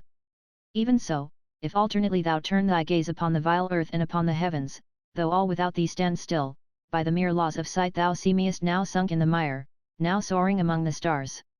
But the common herd regards not these things. What, then? Shall we go over to those whom we have shown to be like brute beasts? Why, suppose, now, one who had quite lost his sight should likewise forget that he had ever possessed the faculty of vision, and should imagine that nothing was wanting in him to human perfection, should we deem those who saw as well as ever blind? Why, they will not even assent to this, either that they who do wrong are more wretched than those who suffer wrong, though the proof of this rests on grounds of reason no less strong. Let me hear these same reasons, said I. Wouldst thou deny that every wicked man deserves punishment? I would not, certainly. And that those who are wicked are unhappy is clear in manifold ways. Yes, I replied. Thou dost not doubt, then, that those who deserve punishment are wretched? Agreed, said I. So, then, if thou wert sitting in judgment, on whom wouldst thou decree the infliction of punishment, on him who had done the wrong, or on him who had suffered it? Without doubt, I would compensate the sufferer at the cost of the doer of the wrong. Then, the injurer would seem more wretched than the injured. Yes, it follows. And so for this and other reasons resting on the same ground, inasmuch as baseness of its own nature makes men wretched, it is plain that a wrong involves the misery of the doer, not of the sufferer. And yet, says she, the practice of the law courts is just the opposite. Advocates try to arouse the commiseration of the judges for those who have endured some grievous and cruel wrong, whereas pity is rather due to the criminal, who ought to be brought to the judgment seat by his accusers in a spirit not of anger, but of compassion and kindness, as a sick man to the physician, to have the ulcer of his fault cut away by punishment. Whereby the business of the advocate would either wholly come to a standstill, or, did men prefer to make it serviceable to mankind, would be restricted to the practice of accusation. The wicked themselves also, if through some chink or cranny they were permitted to behold the virtue they have forsaken, and were to see that by the pains of punishment they would rid themselves of the uncleanness of their vices, and win in exchange the recompense of righteousness, they would no longer think these sufferings pains, they would refuse the help of advocates, and would commit themselves wholly into the hands of their accusers and judges. Whence it comes to pass that for the wise no place is left for hatred, only the most foolish would hate the good, and to hate the bad is unreasonable. For if vicious propensity is, as it were, a disease of the soul like bodily sickness, even as we account the sick in body by no means deserving of hate, but rather of pity, so, and much more, should they be pitied whose minds are assailed by wickedness, which is more frightful than any sickness. Song 4. The unreasonableness of hatred. Why all this furious strife? Oh, why? With rash and wilful hand provoke death's destined day? If death ye seek lo, death is nigh. Not of their masters will those coursers swift delay. The wild beasts vent on man their rage. Yet gainst their brothers' lives men point the murderous steel. Unjust and cruel wars they wage, and haste with flying darts the death to meet or deal. No right nor reason can they show. 'Tis but because their lands and laws are not the same. Wouldst thou give each his due, then know. Thy love the good must have, the bad thy pity claim. 5. On this I said, I see how there is a happiness and misery founded on the actual deserts of the righteous and the wicked. Nevertheless, I wonder in myself whether there is not some good and evil in fortune as the vulgar understand it. Surely, no sensible man would rather be exiled, poor and disgraced, than dwell prosperously in his own country, powerful, wealthy, and high in honor.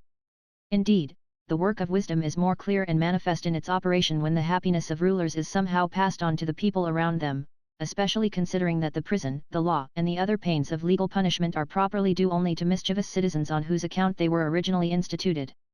Accordingly, I do exceedingly marvel why all this is completely reversed, why the good are harassed with the penalties due to crime, and the bad carry off the rewards of virtue, and I long to hear from thee what reason may be found for so unjust a state of disorder. For assuredly I should wonder less if I could believe that all things are the confused result of chance. But now my belief in God's governance doth add amazement to amazement. For, seeing that he sometimes assigns fair fortune to the good and harsh fortune to the bad, and then again deals harshly with the good, and grants to the bad their heart's desire, how does this differ from chance, unless some reason is discovered for it all? Nay, it is not wonderful, said she, if all should be thought random and confused when the principle of order is not known. And though thou knowest not the causes on which this great system depends, yet forasmuch as a good ruler governs the world, doubt not for thy part that all is rightly done. Song 5. Wonder and ignorance. Who know it not how near the pole Boethius' course doth go, must marvel by what heavenly law he moves his wain so slow. Why late he plunges neath the main, and swiftly lights his beams again, when the full-orbed moon grows pale in the mid-course of night, and suddenly the stars shine forth, that languished in her light. Astonished nations stand at gaze, and beat the air in wild amaze. None marvels why upon the shore the storm-lashed breakers beat, nor why the frost-bound glaciers melt at summer's fervent heat. For here the cause seems plain and clear. Only what's dark and hid we fear. Weak-minded folly magnifies all that is rare and strange, and the dull herds o'erwhelmed with awe at unexpected change. But wonder leaves enlightened minds when ignorance no longer blinds. Footnotes. To frighten away the monster swallowing the moon. The superstition was once common. See Tyler's Primitive Culture, pages 296 to 302. 6. True, said I, but, since it is thy office to unfold the hidden cause of things, and explain principles veiled in darkness, inform me, I pray thee, of thine own conclusions in this matter, since the marvel of it is what more than aught else disturbs my mind. A smile played one moment upon her lips as she replied, Thou callest me to the greatest of all subjects of inquiry, a task for which the most exhaustive treatment barely suffices. Such is its nature that, as fast as one doubt is cut away, innumerable others spring up like Hydra's heads, nor could we set any limit to their renewal did we not apply the mind's living fire to suppress them. For there come within its scope the questions of the essential simplicity of providence, of the order of fate, of unforeseen chance, of the divine knowledge and predestination, and of the freedom of the will. How heavy is the weight of all this thou canst judge for thyself. But, inasmuch as to know these things also is part of the treatment of thy malady, we will try to give them some consideration, despite the restrictions of the narrow limits of our time. Moreover, thou must for a time dispense with the pleasures of music and song, if so be that thou findest any delight therein, whilst I weave together the connected train of reasons in proper order. As thou wilt, said I. Then, as if making a new beginning, she thus discoursed, the coming into being of all things, the whole course of development in things that change, every sort of thing that moves in any wise, receives its due cause, order, and form from the steadfastness of the divine mind. This mind, calm in the citadel of its own essential simplicity, has decreed that the method of its rule shall be manifold. Viewed in the very purity of the divine intelligence, this method is called providence, but viewed in regard to those things which it moves and disposes, it is what the ancients called fate. That these two are different will easily be clear to anyone who passes in review their respective efficacies.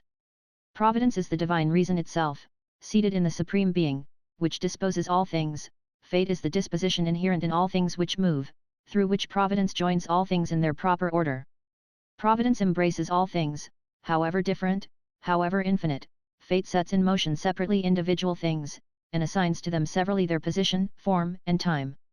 So the unfolding of this temporal order unified into the foreview of the divine mind is providence, while the same unity broken up and unfolded in time is fate. And although these are different, yet is there a dependence between them, for the order of destiny issues from the essential simplicity of providence. For as the artificer, forming in his mind beforehand the idea of the thing to be made, carries out his design, and develops from moment to moment what he had before seen in a single instant as a whole, so God in his providence ordains all things as parts of a single unchanging whole, but carries out these very ordinances by fate in a time of manifold unity. So whether fate is accomplished by divine spirits as the ministers of providence, or by a soul, or by the service of all nature, whether by the celestial motion of the stars, by the efficacy of angels, or by the many-sided cunning of demons, whether by all or by some of these the destined series is woven, this, at least, is manifest, that providence is the fixed and simple form of destined events, fate their shifting series in order of time, as by the disposal of the divine simplicity they are to take place. Whereby it is that all things which are under fate are subjected also to providence, on which fate itself is dependent, whereas certain things which are set under providence are above the chain of fate, viz., those things which by their nearness to the primal divinity are steadfastly fixed, and lie outside the order of fate's movements. For as the innermost of several circles revolving round the same centre approaches the simplicity of the midmost point, and is, as it were, a pivot round which the exterior circles turn, while the outermost, whirled in ampler orbit, takes in a wider and wider sweep of space in proportion to its departure from the indivisible unity of the centre, while, further, whatever joins and allies itself to the centre is narrowed to a like simplicity, and no longer expands vaguely into space. Even so, whatsoever departs widely from primal mind is involved more deeply in the meshes of fate, and things are free from fate in proportion as they seek to come nearer to that central pivot, while if aught cleaves close to supreme mind in its absolute fixity, this, too, being free from movement, rises above fate's necessity. Therefore, as is reasoning to pure intelligence, as that which is generated to that which is, time to eternity, a circle to its center, so is the shifting series of fate to the steadfastness and simplicity of providence. It is this causal series which moves heaven and the stars, attempers the elements to mutual accord, and again in turn transforms them into new combinations, this which renews the series of all things that are born and die through like successions of germ and birth. It is its operation which binds the destinies of men by an indissoluble nexus of causality, and, since it issues in the beginning from unalterable providence, these destinies also must of necessity be immutable. Accordingly, the world is ruled for the best if this unity abiding in the divine mind puts forth an inflexible order of causes.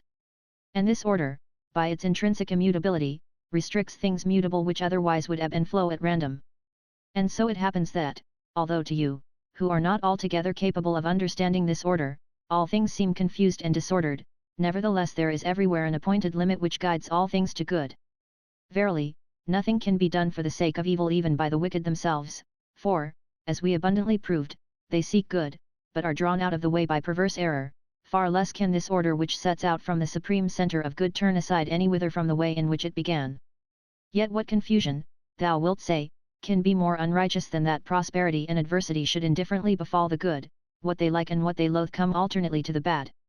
Yes, but have men in real life such soundness of mind that their judgments of righteousness and wickedness must necessarily correspond with facts?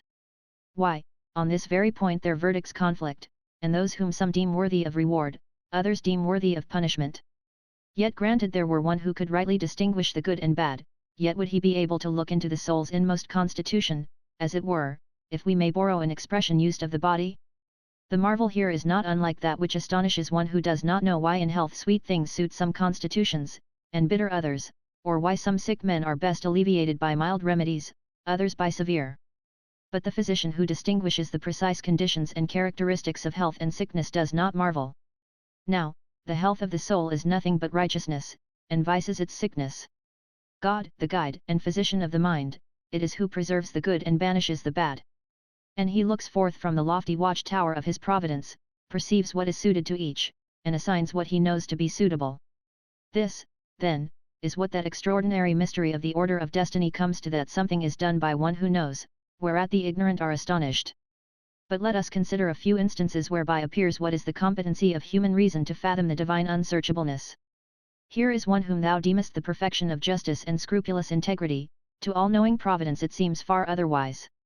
We all know our Lucan's admonition that it was the winning cause that found favor with the gods, the beaten cause with Cato. So, shouldst thou see anything in this world happening differently from thy expectation, doubt not but events are rightly ordered, it is in thy judgment that there is perverse confusion. Grant, however, there be somewhere found one of so happy a character that God and man alike agree in their judgments about him, yet is he somewhat infirm in strength of mind.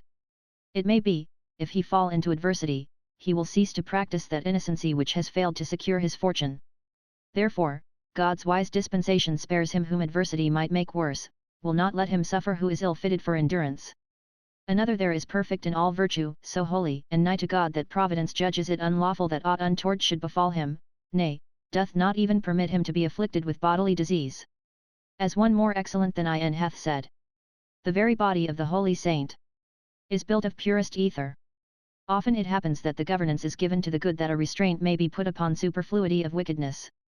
To others providence assigns some mixed lot suited to their spiritual nature, some it will plague lest they grow rank through long prosperity, others it will suffer to be vexed with sore afflictions to confirm their virtues by the exercise and practice of patience. Some fear overmuch what they have strength to bear, others despise overmuch that to which their strength is unequal. All these it brings to the test of their true self through misfortune. Some also have bought a name revered to future ages at the price of a glorious death, some by invincible constancy under their sufferings have afforded an example to others that virtue cannot be overcome by calamity, all which things, without doubt, come to pass rightly and in due order, and to the benefit of those to whom they are seen to happen. As to the other side of the marvel, that the bad now meet with affliction, now get their heart's desire, this, too, springs from the same causes. As to the afflictions, of course no one marvels, because all hold the wicked to be ill-deserving. The truth is, their punishments both frighten others from crime, and amend those on whom they are inflicted, while their prosperity is a powerful sermon to the good, what judgments they ought to pass on good fortune of this kind, which often attends the wicked so assiduously. There is another object which may, I believe, be attained in such cases, there is one, perhaps, whose nature is so reckless and violent that poverty would drive him more desperately into crime. His disorder Providence relieves by allowing him to amass money. Such a one, in the uneasiness of a conscience stained with guilt, while he contrasts his character with his fortune, perchance grows alarmed lest he should come to mourn the loss of that whose possession is so pleasant to him. He will, then, reform his ways, and through the fear of losing his fortune he forsakes his iniquity. Some, through a prosperity unworthily born, have been hurled headlong to ruin, to some the power of the sword has been committed, to the end that the good may be tried by discipline, and the bad punished. For while there can be no peace between the righteous and the wicked, neither can the wicked agree among themselves. How should they, when each is at variance with himself, because his vices rend his conscience, and ofttimes they do things which, when they are done, they judge ought not to have been done. Hence it is that this supreme providence brings to pass this notable marvel that the bad make the bad good. For some, when they see the injustice which they themselves suffer at the hands of evildoers, are inflamed with detestation of the offenders, and, in the endeavour to be unlike those whom they hate, return to the ways of virtue. It is the divine power alone to which things evil are also good, in that, by putting them to suitable use, it bringeth them in the end to some good issue. For order in some way or other embraceth all things, so that even that which has departed from the appointed laws of the order, nevertheless falleth within an order, though another order, that nothing in the realm of providence may be left to haphazard. But hard were the task, as a god, to recount all, nothing omitting. Nor, truly, is it lawful for man to compass in thought all the mechanism of the divine work, or set it forth in speech. Let us be content to have apprehended this only, that God, the Creator of universal nature, likewise disposeth all things, and guides them to good, and while he studies to preserve in likeness to himself all that he has created, he banishes all evil from the borders of his commonweal through the links of fatal necessity. Whereby it comes to pass that, if thou look to disposing providence, thou wilt nowhere find the evils which are believed so to abound on earth. But I see thou hast long been burdened with the weight of the subject, and fatigued with the prolixity of the argument, and now lookest for some refreshment of sweet poesy. Listen, then, and may the draught so restore thee that thou wilt bend thy mind more resolutely to what remains. Footnotes. N. Parmenides. Boethius seems to forget for the moment that philosophy is speaking. Song 6. The universal aim. Wouldst thou with unclouded mind view the laws by God designed? Lift thy steadfast gaze on high, to the starry canopy. See in rightful league of love, all the constellations move. Fiery soul, in full career, ne'er obstructs cold Phoebe's sphere. When the bear, at heaven's height, wheels his courser's rapid flight, though he sees the starry train sinking in the western main, he repines not, nor desires in the flood to quench his fires. In true sequence, as decreed, daily morn and eve succeed. Vesper brings the shades of night, Lucifer the morning light. Love, in alternation do, still the cycle doth renew, and discordant strife is driven from the starry realm of heaven. Thus, in wondrous amity, warring elements agree, hot and cold, and moist and dry, lay their ancient quarrel by. High the flickering flame ascends, downward earth forever tends. So the year in spring's mild hours loads the air with scent of flowers. Summer paints the golden grain. Then, when autumn comes again, bright with fruit the orchards glow. Winter brings the rain and snow. Thus the season's fixed progression, tempered in a due succession, nourishes and brings to birth all that lives and breathes on earth. Then, soon run life's little day. All it brought it takes away. But one sits and guides the reins, he who made and all sustains. King and Lord and fountainhead, Judge most holy, law most dread, now impels and now keeps back, holds each waverer in the track. Else, were once the power withheld, that the circling spheres compelled in their orbits to revolve, this world's order would dissolve, and harmonious whole would all in one hideous ruin fall. But through this connected frame runs one universal aim. Towards the good do all things tend. Many paths, but one the end. For naught lasts, unless it turns backward in its course, and yearns to that source to flow again, whence its being first was ta'en. 7.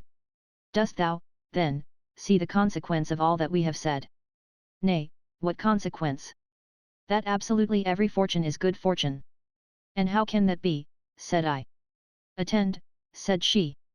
Since every fortune, welcome and unwelcome alike, has for its object the reward or trial of the good, and the punishing or amending of the bad, every fortune must be good, since it is either just or useful.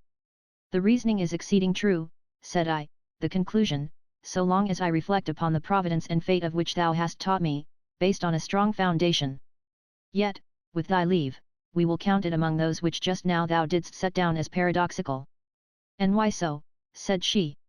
Because ordinary speech is apt to assert, and that frequently, that some men's fortune is bad.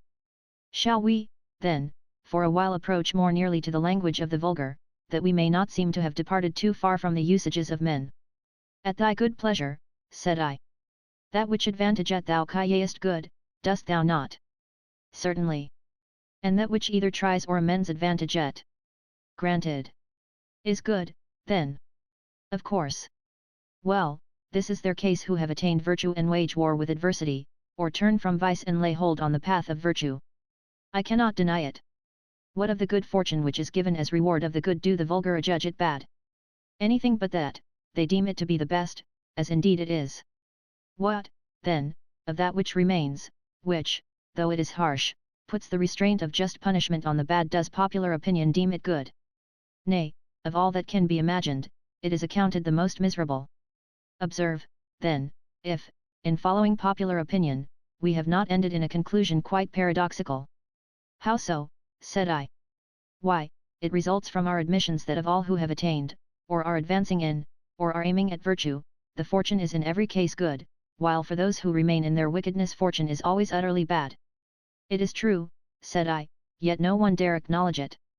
Wherefore, said she, the wise man ought not to take it ill, if ever he is involved in one of fortune's conflicts, any more than it becomes a brave soldier to be offended when at any time the trumpet sounds for battle. The time of trial is the express opportunity for the one to win glory, for the other to perfect his wisdom.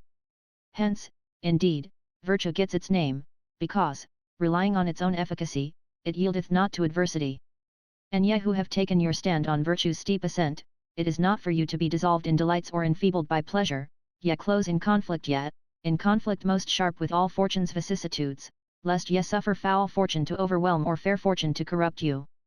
Hold the mean with all your strength. Whatever falls short of this, or goes beyond, is fraught with scorn of happiness, and misses the reward of toil. It rests with you to make your fortune what you will. Verily, every harsh-seeming fortune, unless it either disciplines or amends, is punishment. Song 7. The Hero's Path. 10 years a tedious warfare raged, ere Ilium's smoking ruins paid. For wedlock stained and faith betrayed, and great Atride's wrath assuaged. But when heaven's anger asked a life, and baffling winds his course withstood, the king put off his fatherhood, and slew his child with priestly knife. When by the cavern's glimmering light, his comrades dear Odysseus saw, in the huge Cyclops' hideous maw, engulfed, he wept the piteous sight. But blinded soon, and wild with pain, in bitter tears and sore annoy, for that foul feast's unholy joy, grim Polyphemus paid again his labours for Alcide's win, a name of glory far and wide. He tamed the centaur's haughty pride, and from the lion reft his skin. The foul birds with sure darts he slew, the golden fruit he stole in vain. The dragon's watch, with triple chain, from hell's depths Cerberus he drew, with their fierce lord's own flesh he fed. The wild steeds, Hydra overcame, with fire, 'neath his own waves in shame. Maimed Aclaus hid his head, huge Cacus for his crimes was slain. On Libya's sands Antaeus hurled, the shoulders that upheld the world.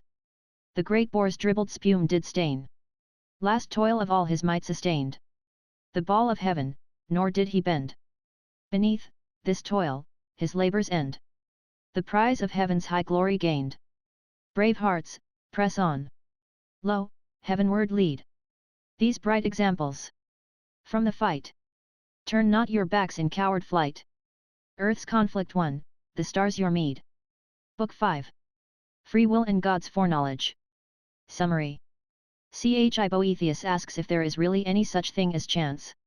Philosophy answers, in conformity with Aristotle's definition, physical, 2-4, that chance is merely relative to human purpose, and that what seems fortuitous really depends on a more subtle form of causation. Ch. 2. Has man, then, any freedom, if the reign of law is thus absolute? Freedom of choice, replies philosophy, is a necessary attribute of reason. Man has a measure of freedom, though a less perfect freedom than divine nature. Ch. 3. But how can man's freedom be reconciled with God's absolute foreknowledge? If God's foreknowledge be certain, it seems to exclude the possibility of man's free will. But if man has no freedom of choice, it follows that rewards and punishments are unjust as well as useless, that merit and demerit are mere names, that God is the cause of men's wickednesses, that prayer is meaningless. Ch. 4. The explanation is that man's reasoning faculties are not adequate to the apprehension of the ways of God's foreknowledge. If we could know, as he knows, all that is most perplexing in this problem would be made plain. Foreknowledge depends not on the nature of the thing known, but on the faculty of the knower. Chv. Now, where our senses conflict with our reason, we defer the judgment of the lower faculty to the judgment of the higher. Our present perplexity arises from our viewing God's foreknowledge from the standpoint of human reason. We must try and rise to the higher standpoint of God's immediate intuition. Ch. 6. To understand this higher form of cognition, we must consider God's nature. God is eternal. Eternity is more than mere everlasting duration. Accordingly, his knowledge surveys past and future in the timelessness of an eternal present. His foreseeing is seeing. Yet this foreseeing does not in itself impose necessity, any more than our seeing things happen makes their happening necessary. We may, however, if we please, distinguish two necessities, one absolute, the other conditional on knowledge. In this conditional sense alone do the things which God foresees necessarily come to pass. But this kind of necessity affects not the nature of things. It leaves the reality of free will unimpaired, and the evils feared do not ensue. Our responsibility is great, since all that we do is done in the sight of all-seeing Providence. Book 5. 1. She ceased, and was about to pass on in her discourse to the exposition of other matters, when I break in and say, Excellent is thine exhortation, and such as well beseemeth thy high authority, but I am even now experiencing one of the many difficulties which, as thou saidst but now, beset the question of Providence. I want to know whether thou deemest that there is any such thing as chance at all, and, if so, what it is. Then she made answer, I am anxious to fulfill my promise completely, and open to thee a way of return to thy native land. As for these matters, though very useful to know, they are yet a little removed from the path of our design, and I fear lest digressions should fatigue thee, and thou shouldst find thyself unequal to completing the direct journey to our goal. Have no fear for that, said I. It is rest to me to learn, where learning brings delight so exquisite, especially when thy argument has been built up on all sides with undoubted conviction, and no place is left for uncertainty in what follows. She made answer, I will accede to thy request, and forthwith she thus began, if chance be defined as a result produced by random movement without any link of causal connection, I roundly affirm that there is no such thing as chance at all, and consider the word to be altogether without meaning, except as a symbol of the thing designated. What place can be left for random action, when God constraineth all things to order? For ex nihilo nihil is sound doctrine which none of the ancients gainsaid, although they used it of material substance, not of the efficient principle. This they laid down as a kind of basis for all their reasonings concerning nature. Now, if a thing arise without causes, it will appear to have arisen from nothing. But if this cannot be, neither is it possible for there to be chance in accordance with the definition just given. Well, said I, is there, then, nothing which can properly be called chance or accident, or is there something to which these names are appropriate, though its nature is dark to the vulgar? Our good Aristotle, says she, has defined it concisely in his Physics, and closely in accordance with the truth. How, pray, said I. Thus, says she, whenever something is done for the sake of a particular end, and for certain reasons some other result than that designed ensues, this is called chance. For instance, if a man is digging the earth for tillage, and finds a mass of buried gold. Now, such a find is regarded as accidental, yet it is not ex nihilo, for it has its proper causes, the unforeseen and unexpected concurrence of which has brought the chance about. For had not the cultivator been digging, had not the man who hid the money buried it in that precise spot, the gold would not have been found. These, then, are the reasons why the find is a chance one, in that it results from causes which met together and concurred, not from any intention on the part of the discoverer. Since neither he who buried the gold nor he who worked in the field intended that the money should be found, but, as I said, it happened by coincidence that one dug where the other buried the treasure. We may, then, define chance as being an unexpected result flowing from a concurrence of causes where the several factors had some definite end. But the meeting and concurrence of these causes arises from that inevitable chain of order which, flowing from the fountainhead of providence, disposes all things in their due time and place. Song 1. Chance. In the rugged Persian highlands, where the masters of the bow, skill to feign a flight, and, fleeing, hurl their darts and pierce the foe. There the Tigris and Euphrates, at one source so their waters blend, soon to draw apart, and plain ward, each its separate way to wend. When once more their waters mingle, in a channel deep and wide, all the flotsam comes together, that is borne upon the tide. Ships, and trunks of trees, uprooted, in the torrent's wild career, meet, as mid the swirling waters, chance their random way may steer. Yet the shelving of the channel, and the flowing water's force, guides each movement, and determines every floating fragment's course. Thus, where'er the drift of hazard seems most unrestrained to flow, chance herself is reined and bid, and the curb of law doth know. Footnotes. Oh, this is not, of course, literally true, though the Tigris and Euphrates rise in the same mountain district. 2. I am following needfully, said I, and I agree that it is as thou sayest. But in this series of linked causes is there any freedom left to our will, or does the chain of fate bind also the very motions of our souls? There is freedom, said she, nor, indeed, can any creature be rational, unless he be endowed with free will. For that which hath the natural use of reason has the faculty of discriminative judgment, and of itself distinguishes what is to be shunned or desired. Now, everyone seeks what he judges desirable, and avoids what he thinks should be shunned. Wherefore, beings endowed with reason possess also the faculty of free choice and refusal. But I suppose this faculty not equal alike in all. The higher divine essences possess a clear-sighted judgment, an uncorrupt will, and an effective power of accomplishing their wishes. Human souls must needs be comparatively free while they abide in the contemplation of the divine mind, less free when they pass into bodily form, and still less, again, when they are enwrapped in earthly members. But when they are given over to vices, and fall from the possession of their proper reason, then indeed their condition is utter slavery. For when they let their gaze fall from the light of highest truth to the lower world where darkness reigns, soon ignorance blinds their vision, they are disturbed by baneful affections, by yielding and assenting to which they help to promote the slavery in which they are involved, and are in a manner led captive by reason of their very liberty. Yet he who seeth all things from eternity beholdeth these things with the eyes of his providence, and assigneth to each what is predestined for it by its merits. All things surveying, all things overhearing. Song 2. The True Sunday. Homer with mellifluous tongue, Phoebus' glorious light hath sung, hymning high his praise. Yet his feeble rays ocean's hollows may not brighten, nor earth's central gloom enlighten. But the might of him, who skilled this great universe to build, is not thus confined. Not earth's solid rind, nor night's blackest canopy, baffle his all-seeing eye. All that is, hath been, shall be, in one glance's compass, he limitless descries. And, save his, no eyes, all the world survey no, none. Him, then, truly name the Sunday. 3. Then said I, but now I am once more perplexed by a problem yet more difficult. And what is that? Said she, yet, in truth, I can guess what it is that troubles you. It seems, said I, too much of a paradox and a contradiction that God should know all things, and yet there should be free will. For if God foresees everything, and can in no wise be deceived, that which providence foresees to be about to happen must necessarily come to pass. Wherefore, if from eternity he foreknows not only what men will do, but also their designs and purposes, there can be no freedom of the will, seeing that nothing can be done, nor can any sort of purpose be entertained, save such as a divine providence, incapable of being deceived, has perceived beforehand.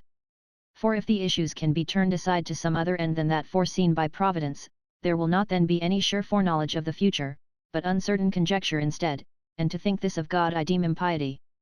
Moreover, I do not approve the reasoning by which some think to solve this puzzle. For they say that it is not because God has foreseen the coming of an event that therefore it is sure to come to pass, but, conversely, because something is about to come to pass, it cannot be hidden from divine providence, and accordingly the necessity passes to the opposite side, and it is not that what is foreseen must necessarily come to pass, but that what is about to come to pass must necessarily be foreseen. But this is just as if the matter in debate were, which is cause and which effect, whether foreknowledge of the future cause of the necessity, or the necessity of the future of the foreknowledge. But we need not be at the pains of demonstrating that, whatsoever be the order of the causal sequence, the occurrence of things foreseen is necessary, even though the foreknowledge of future events does not in itself impose upon them the necessity of their occurrence. For example, if a man be seated, the supposition of his being seated is necessarily true, and, conversely, if the supposition of his being seated is true, because he is really seated, he must necessarily be sitting.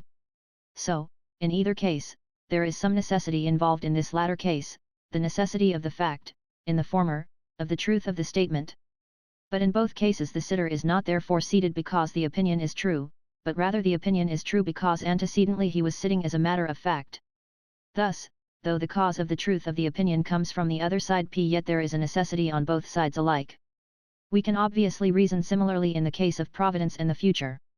Even if future events are foreseen because they are about to happen, and do not come to pass because they are foreseen, still, all the same, there is a necessity, both that they should be foreseen by God as about to come to pass, and that when they are foreseen they should happen, and this is sufficient for the destruction of free will. However, it is preposterous to speak of the occurrence of events in time as the cause of eternal foreknowledge. And yet if we believe that God foresees future events because they are about to come to pass, what is it but to think that the occurrence of events is the cause of His supreme providence? Further, just as when I know that anything is, that thing necessarily is, so when I know that anything will be, it will necessarily be. It follows, then, that things foreknown come to pass inevitably. Lastly, to think of a thing as being in any way other than what it is not only not knowledge, but it is false opinion widely different from the truth of knowledge. Consequently, if anything is about to be, and yet its occurrence is not certain and necessary, how can anyone foreknow that it will occur? For just as knowledge itself is free from all admixture of falsity, so any conception drawn from knowledge cannot be other than as it is conceived. For this, indeed, is the cause why knowledge is free from falsehood, because of necessity each thing must correspond exactly with the knowledge which grasps its nature. In what way, then, are we to suppose that God foreknows these uncertainties as about to come to pass? For if he thinks of events which possibly may not happen at all as inevitably destined to come to pass, he is deceived, and this it is not only impious to believe, but even so much as to express in words.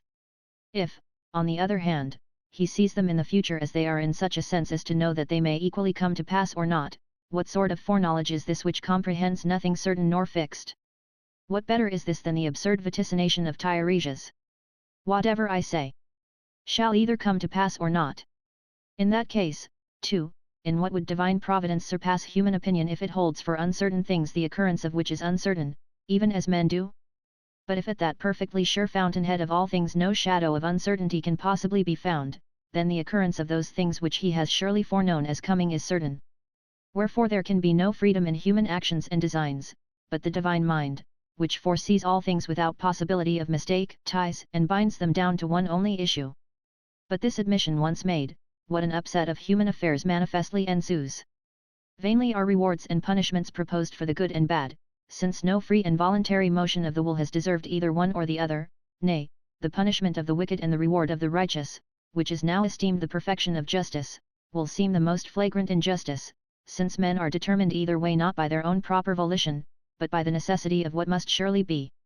And therefore neither virtue nor vice is anything, but rather good and ill desert are confounded together without distinction.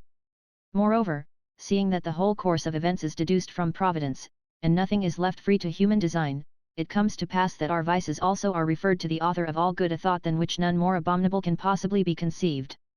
Again, no ground is left for hope or prayer, since how can we hope for blessings, or pray for mercy, when every object of desire depends upon the links of an unalterable chain of causation?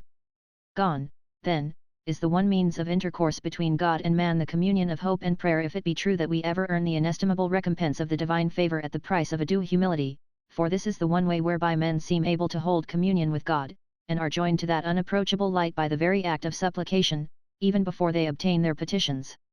Then, since these things can scarcely be believed to have any efficacy, if the necessity of future events be admitted, what means will there be whereby we may be brought near and cleave to him who is the supreme head of all?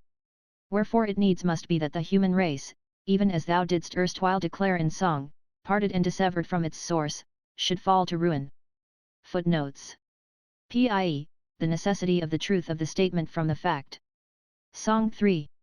Truth's paradoxes. Why does a strange discordance break the ordered scheme's fair harmony? Hath God decreed twixt truth and truth?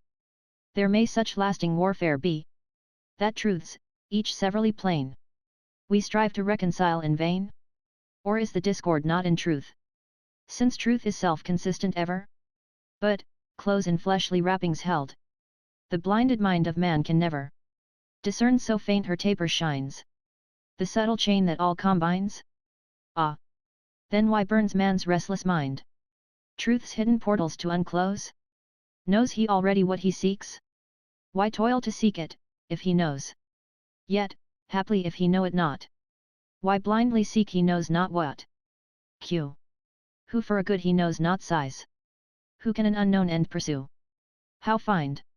How e'en when haply found? Hail that strange form he never knew? Or is it that man's inmost soul once knew each part and knew the whole? Now, though by fleshly vapours dimmed, not all forgot her visions past. For while the several parts are lost, to the one whole she cleaveth fast. Whence he who yearns the truth to find is neither sound of sight nor blind. For neither does he know in full, nor is he reft of knowledge quite. But, holding still to what is left, he gropes in the uncertain light, and by the part that still survives, to win back all he bravely strives. Footnotes. Q. Compare Plato, Meno, 80, Jowett, Vol. 2, pages 39, 40. 4. Then said she, this debate about providence is an old one, and is vigorously discussed by Cicero in his Divination. Thou also hast long and earnestly pondered the problem, yet no one has had diligence and perseverance enough to find a solution. And the reason of this obscurity is that the movement of human reasoning cannot cope with the simplicity of the divine foreknowledge, for if a conception of its nature could in any wise be framed, no shadow of uncertainty would remain. With a view of making this at last clear and plain, I will begin by considering the arguments by which thou art swayed. First, I inquire into the reasons why thou art dissatisfied with the solution proposed, which is to the effect that, seeing the fact of foreknowledge is not thought the cause of the necessity of future events, foreknowledge is not to be deemed any hindrance to the freedom of the will. Now, surely the sole ground on which thou arguest the necessity of the future is that things which are foreknown cannot fail to come to pass. But if, as thou wert ready to acknowledge just now, the fact of foreknowledge imposes no necessity on things future, what reason is there for supposing the results of voluntary action constrained to a fixed issue? Suppose, for the sake of argument, and to see what follows, we assume that there is no foreknowledge. Are willed actions, then, tied down to any necessity in this case? Certainly not. Let us assume foreknowledge again, but without its involving any actual necessity. The freedom of the will, I imagine, will remain in complete integrity. But thou wilt say that, even although the foreknowledge is not the necessity of the future event's occurrence, yet it is a sign that it will necessarily happen. Granted, but in this case it is plain that, even if there had been no foreknowledge, the issues would have been inevitably certain. For a sign only indicates something which is, does not bring to pass that of which it is the sign. We require to show beforehand that all things, without exception, happen of necessity in order that a preconception may be a sign of this necessity. Otherwise, if there is no such universal necessity, neither can any preconception be a sign of a necessity which exists not. Manifestly, too, a proof established on firm grounds of reason must be drawn not from signs and loose general arguments, but from suitable and necessary causes. But how can it be that things foreseen should ever fail to come to pass? Why, this is to suppose us to believe that the events which Providence foresees to be coming were not about to happen, instead of our supposing that, although they should come to pass, yet there was no necessity involved in their own nature compelling their occurrence. Take an illustration that will help to convey my meaning. There are many things which we see taking place before our eyes, the movements of charioteers, for instance, in guiding and turning their cars, and so on. Now, is any one of these movements compelled by any necessity? No, certainly not. There would be no efficacy in skill if all motions took place perforce. Then, things which in taking place are free from any necessity as to their being in the present must also, before they take place, be about to happen without necessity. Wherefore there are things which will come to pass, the occurrence of which is perfectly free from necessity. At all events, I imagine that no one will deny that things now taking place were about to come to pass before they were actually happening. Such things, however much foreknown, are in their occurrence free. For even as knowledge of things present imports no necessity into things that are taking place, so foreknowledge of the future imports none into things that are about to come. But this, thou wilt say, is the very point in dispute whether any foreknowing is possible of things whose occurrence is not necessary. For here there seems to be a contradiction, and, if they are foreseen, their necessity follows, whereas if there is no necessity, they can by no means be foreknown, and thou thinkest that nothing can be grasped as known unless it is certain, but if things whose occurrence is uncertain are foreknown as certain, this is the very mist of opinion, not the truth of knowledge. For to think of things otherwise than as they are, thou believest to be incompatible with the soundness of knowledge. Now, the cause of the mistake is this, that men think that all knowledge is cognized purely by the nature and efficacy of the thing known. Whereas the case is the very reverse, all that is known is grasped not conformably to its own efficacy, but rather conformably to the faculty of the knower. An example will make this clear: the roundness of a body is recognized in one way by sight, in another by touch. Sight looks upon it from a distance as a whole by a simultaneous reflection of rays, touch grasps the roundness piecemeal, by contact and attachment to the surface, and by actual movement round the periphery itself.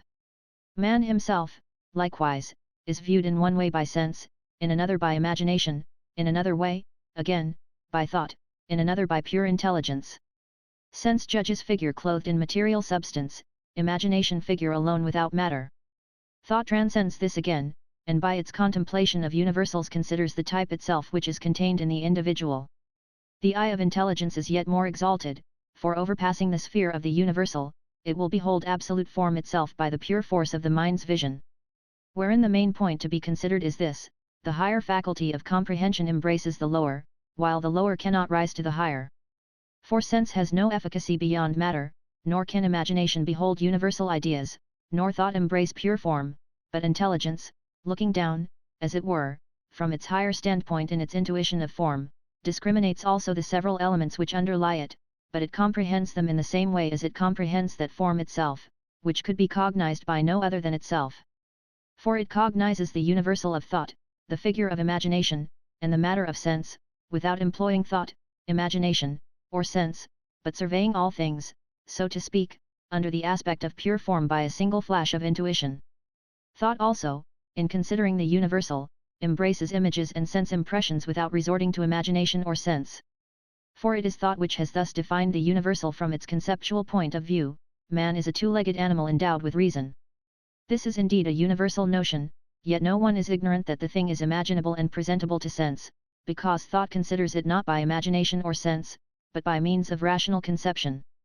Imagination, too, though its faculty of viewing and forming representations is founded upon the senses, nevertheless surveys sense impressions without calling in sense, not in the way of sense perception, but of imagination. Seest thou, then, how all things in cognizing use rather their own faculty than the faculty of the things which they cognize? Nor is this strange, for since every judgment is the act of the judge, it is necessary that each should accomplish its task by its own, not by another's power. Song 4. A psychological fallacy. R. From the porch's murky depths comes a doctrine sage, that doth liken living mind to a written page. Since all knowledge comes through sense, graven by experience, as, say they, the pen its marks curiously doth trace on the smooth unsullied white of the paper's face, so do outer things impress images on consciousness. But if verily the mind thus all passive lies, if no living power within its own force supplies, if it but reflect again, like a glass, things false and vain, whence the wondrous faculty that perceives and knows, that in one fair ordered scheme doth the world dispose, grasps each whole that sense presents, or breaks into elements, so divides and recombines, and in changeful wise, now to low descends, and now to the height doth rise. Last in inward swift review, strictly sifts the false and true of these ample potencies. Fitter cause, I ween, were mind's self than marks impressed by the outer scene. Yet the body through the sense stirs the soul's intelligence.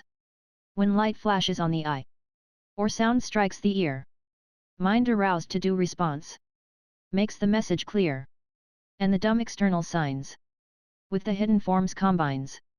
Footnotes. A criticism of the doctrine of the mind is a blank sheet of paper on which experience writes, as held by the Stoics in anticipation of Locke. See Zeller, Stoics, Epicureans, and Skeptics, Reichel's translation, p. 76. 5. Now, although in the case of bodies endowed with sentiency the qualities of external objects affect the sense organs, and the activity of mind is preceded by a bodily affection which calls forth the mind's action upon itself, and stimulates the forms till that moment lying inactive within, yet, I say, if in these bodies endowed with sentiency the mind is not inscribed by mere passive affection, but of its own efficacy discriminates the impressions furnished to the body, how much more do intelligences free from all bodily affections employ in their discrimination their own mental activities instead of conforming to external objects. So on these principles various modes of cognition belong to distinct and different substances. For to creatures void of motive power shellfish and other such creatures which cling to rocks and grow there belongs sense alone, void of all other modes of gaining knowledge, to beasts endowed with movement, in whom some capacity of seeking and shunning seems to have arisen, imagination also. Thought pertains only to the human race, as intelligence to divinity alone, hence it follows that that form of knowledge exceeds the rest which of its own nature cognizes not only its proper object, but the objects of the other forms of knowledge also. But what if sense and imagination were to gainsay thought, and declare that universal which thought deems itself to behold to be nothing? For the object of sense and imagination cannot be universal, so that either the judgment of reason is true and there is no sense subject, or, since they know full well that many objects are presented to sense and imagination, the conception of reason, which looks on that which is perceived by sense and particular as if it were a something universal, is empty of content. Suppose, further, that reason maintains in reply that it does indeed contemplate the object of both sense and imagination under the form of universality, while sense and imagination cannot aspire to the knowledge of the universal, since their cognizance cannot go beyond bodily figures, and that in the cognition of reality we ought rather to trust the stronger and more perfect faculty of judgment. In a dispute of this sort, should not we, in whom is planted the faculty of reasoning as well as of imagining and perceiving, espouse the cause of reason? In like manner is it that human reason thinks that divine intelligence cannot see the future except after the fashion in which its own knowledge is obtained. For the contention is, if events do not appear to involve certain and necessary issues, they cannot be foreseen as certainly about to come to pass. There is, then, no foreknowledge of such events, or, if we can ever bring ourselves to believe that there can be nothing which does not happen of necessity. If, however, we could have some part in the judgment of the divine mind, even as we participate in reason, we should think it perfectly just that human reason should submit itself to the divine mind, no less than we judged that imagination and sense ought to yield to reason. Wherefore let us soar, if we can, to the heights of that supreme intelligence, for their reason will see what in itself it cannot look upon, and that is in what way things whose occurrence is not certain may yet be seen in a sure and definite foreknowledge, and that this foreknowledge is not conjecture, but rather knowledge in its supreme simplicity, free of all limits and restrictions. Song 5. The upward look. In what divers shapes and fashions do the creatures great and small, over wide earth's teeming surface skim, or scud, or walk, or crawl. Some with elongated body sweep the ground, and, as they move, trail perforce with writhing belly in the dust a sinuous groove. Some, on light wing upward soaring, swiftly do the winds divide, and through heaven's ample spaces in free motion smoothly glide. These earth's solid surface pressing, with firm paces onward rove, ranging through the verdant meadows, crouching in the woodland grove. Great and wondrous is their variance, yet in all the head low bent, dulls the soul and blunts the senses, though their forms be different. Man alone, erect, aspiring, lifts his forehead to the skies, and in upright posture steadfast seems earth's baseness to despise. If with earth not all besotted, to this parable give ear. Thou whose gaze is fixed on heaven, who thy face on high dost rear, lift thy soul, too, heavenward, haply lest it stain its heavenly worth, and thine eyes alone look upward, while thy mind cleaves to the earth. 6. Since, then, as we lately proved, everything that is known is cognized not in accordance with its own nature, but in accordance with the nature of the faculty that comprehends it, let us now contemplate, as far as lawful, the character of the divine essence, that we may be able to understand also the nature of its knowledge. God is eternal, in this judgment all rational beings agree. Let us, then, consider what eternity is. For this word carries with it a revelation alike of the divine nature and of the divine knowledge. Now, eternity is the possession of endless life whole and perfect at a single moment. What this is becomes more clear and manifest from a comparison with things temporal. For whatever lives in time is a present proceeding from the past to the future, and there is nothing set in time which can embrace the whole space of its life together. Tomorrow's state it grasps not yet, while it has already lost yesterday's, nay, even in the life of today ye live no longer than one brief transitory moment. Whatever, therefore, is subject to the condition of time, although, as Aristotle deemed of the world, it never have either beginning or end, and its life be stretched to the whole extent of time's infinity, it yet is not such as rightly to be thought eternal. For it does not include and embrace the whole space of infinite life at once, but has no present hold on things to come, not yet accomplished. Accordingly, that which includes and possesses the whole fullness of unending life at once, from which nothing future is absent, from which nothing past has escaped, this is rightly called eternal. This must of necessity be ever present to itself in full self-possession, and hold the infinity of movable time in an abiding present. Wherefore they deem not rightly who imagine that on Plato's principles the created world is made co-eternal with the Creator, because they are told that he believed the world to have had no beginning in time and to be destined never to come to an end. For it is one thing for existence to be endlessly prolonged, which was what Plato ascribed to the world, another for the whole of an endless life to be embraced in the present, which is manifestly a property peculiar to the divine mind. Nor need God appear earlier in mere duration of time to created things, but only prior in the unique simplicity of his nature. For the infinite progression of things in time copies this immediate existence in the present of the changeless life, and when it cannot succeed in equaling it, declines from movelessness into motion, and falls away from the simplicity of a perpetual present to the infinite duration of the future and the past, and since it cannot possess the whole fullness of its life together, for the very reason that in a manner it never ceases to be, it seems, up to a certain point, to rival that which it cannot complete and express by attaching itself indifferently to any present moment of time, however swift and brief, and since this bears some resemblance to that ever-abiding present, it bestows on everything to which it is assigned the semblance of existence. But since it cannot abide, it hurries along the infinite path of time, and the result has been that it continues by ceaseless movement the life the completeness of which it could not embrace while it stood still. So, if we are minded to give things their right names, we shall follow Plato in saying that God indeed is eternal, but the world everlasting.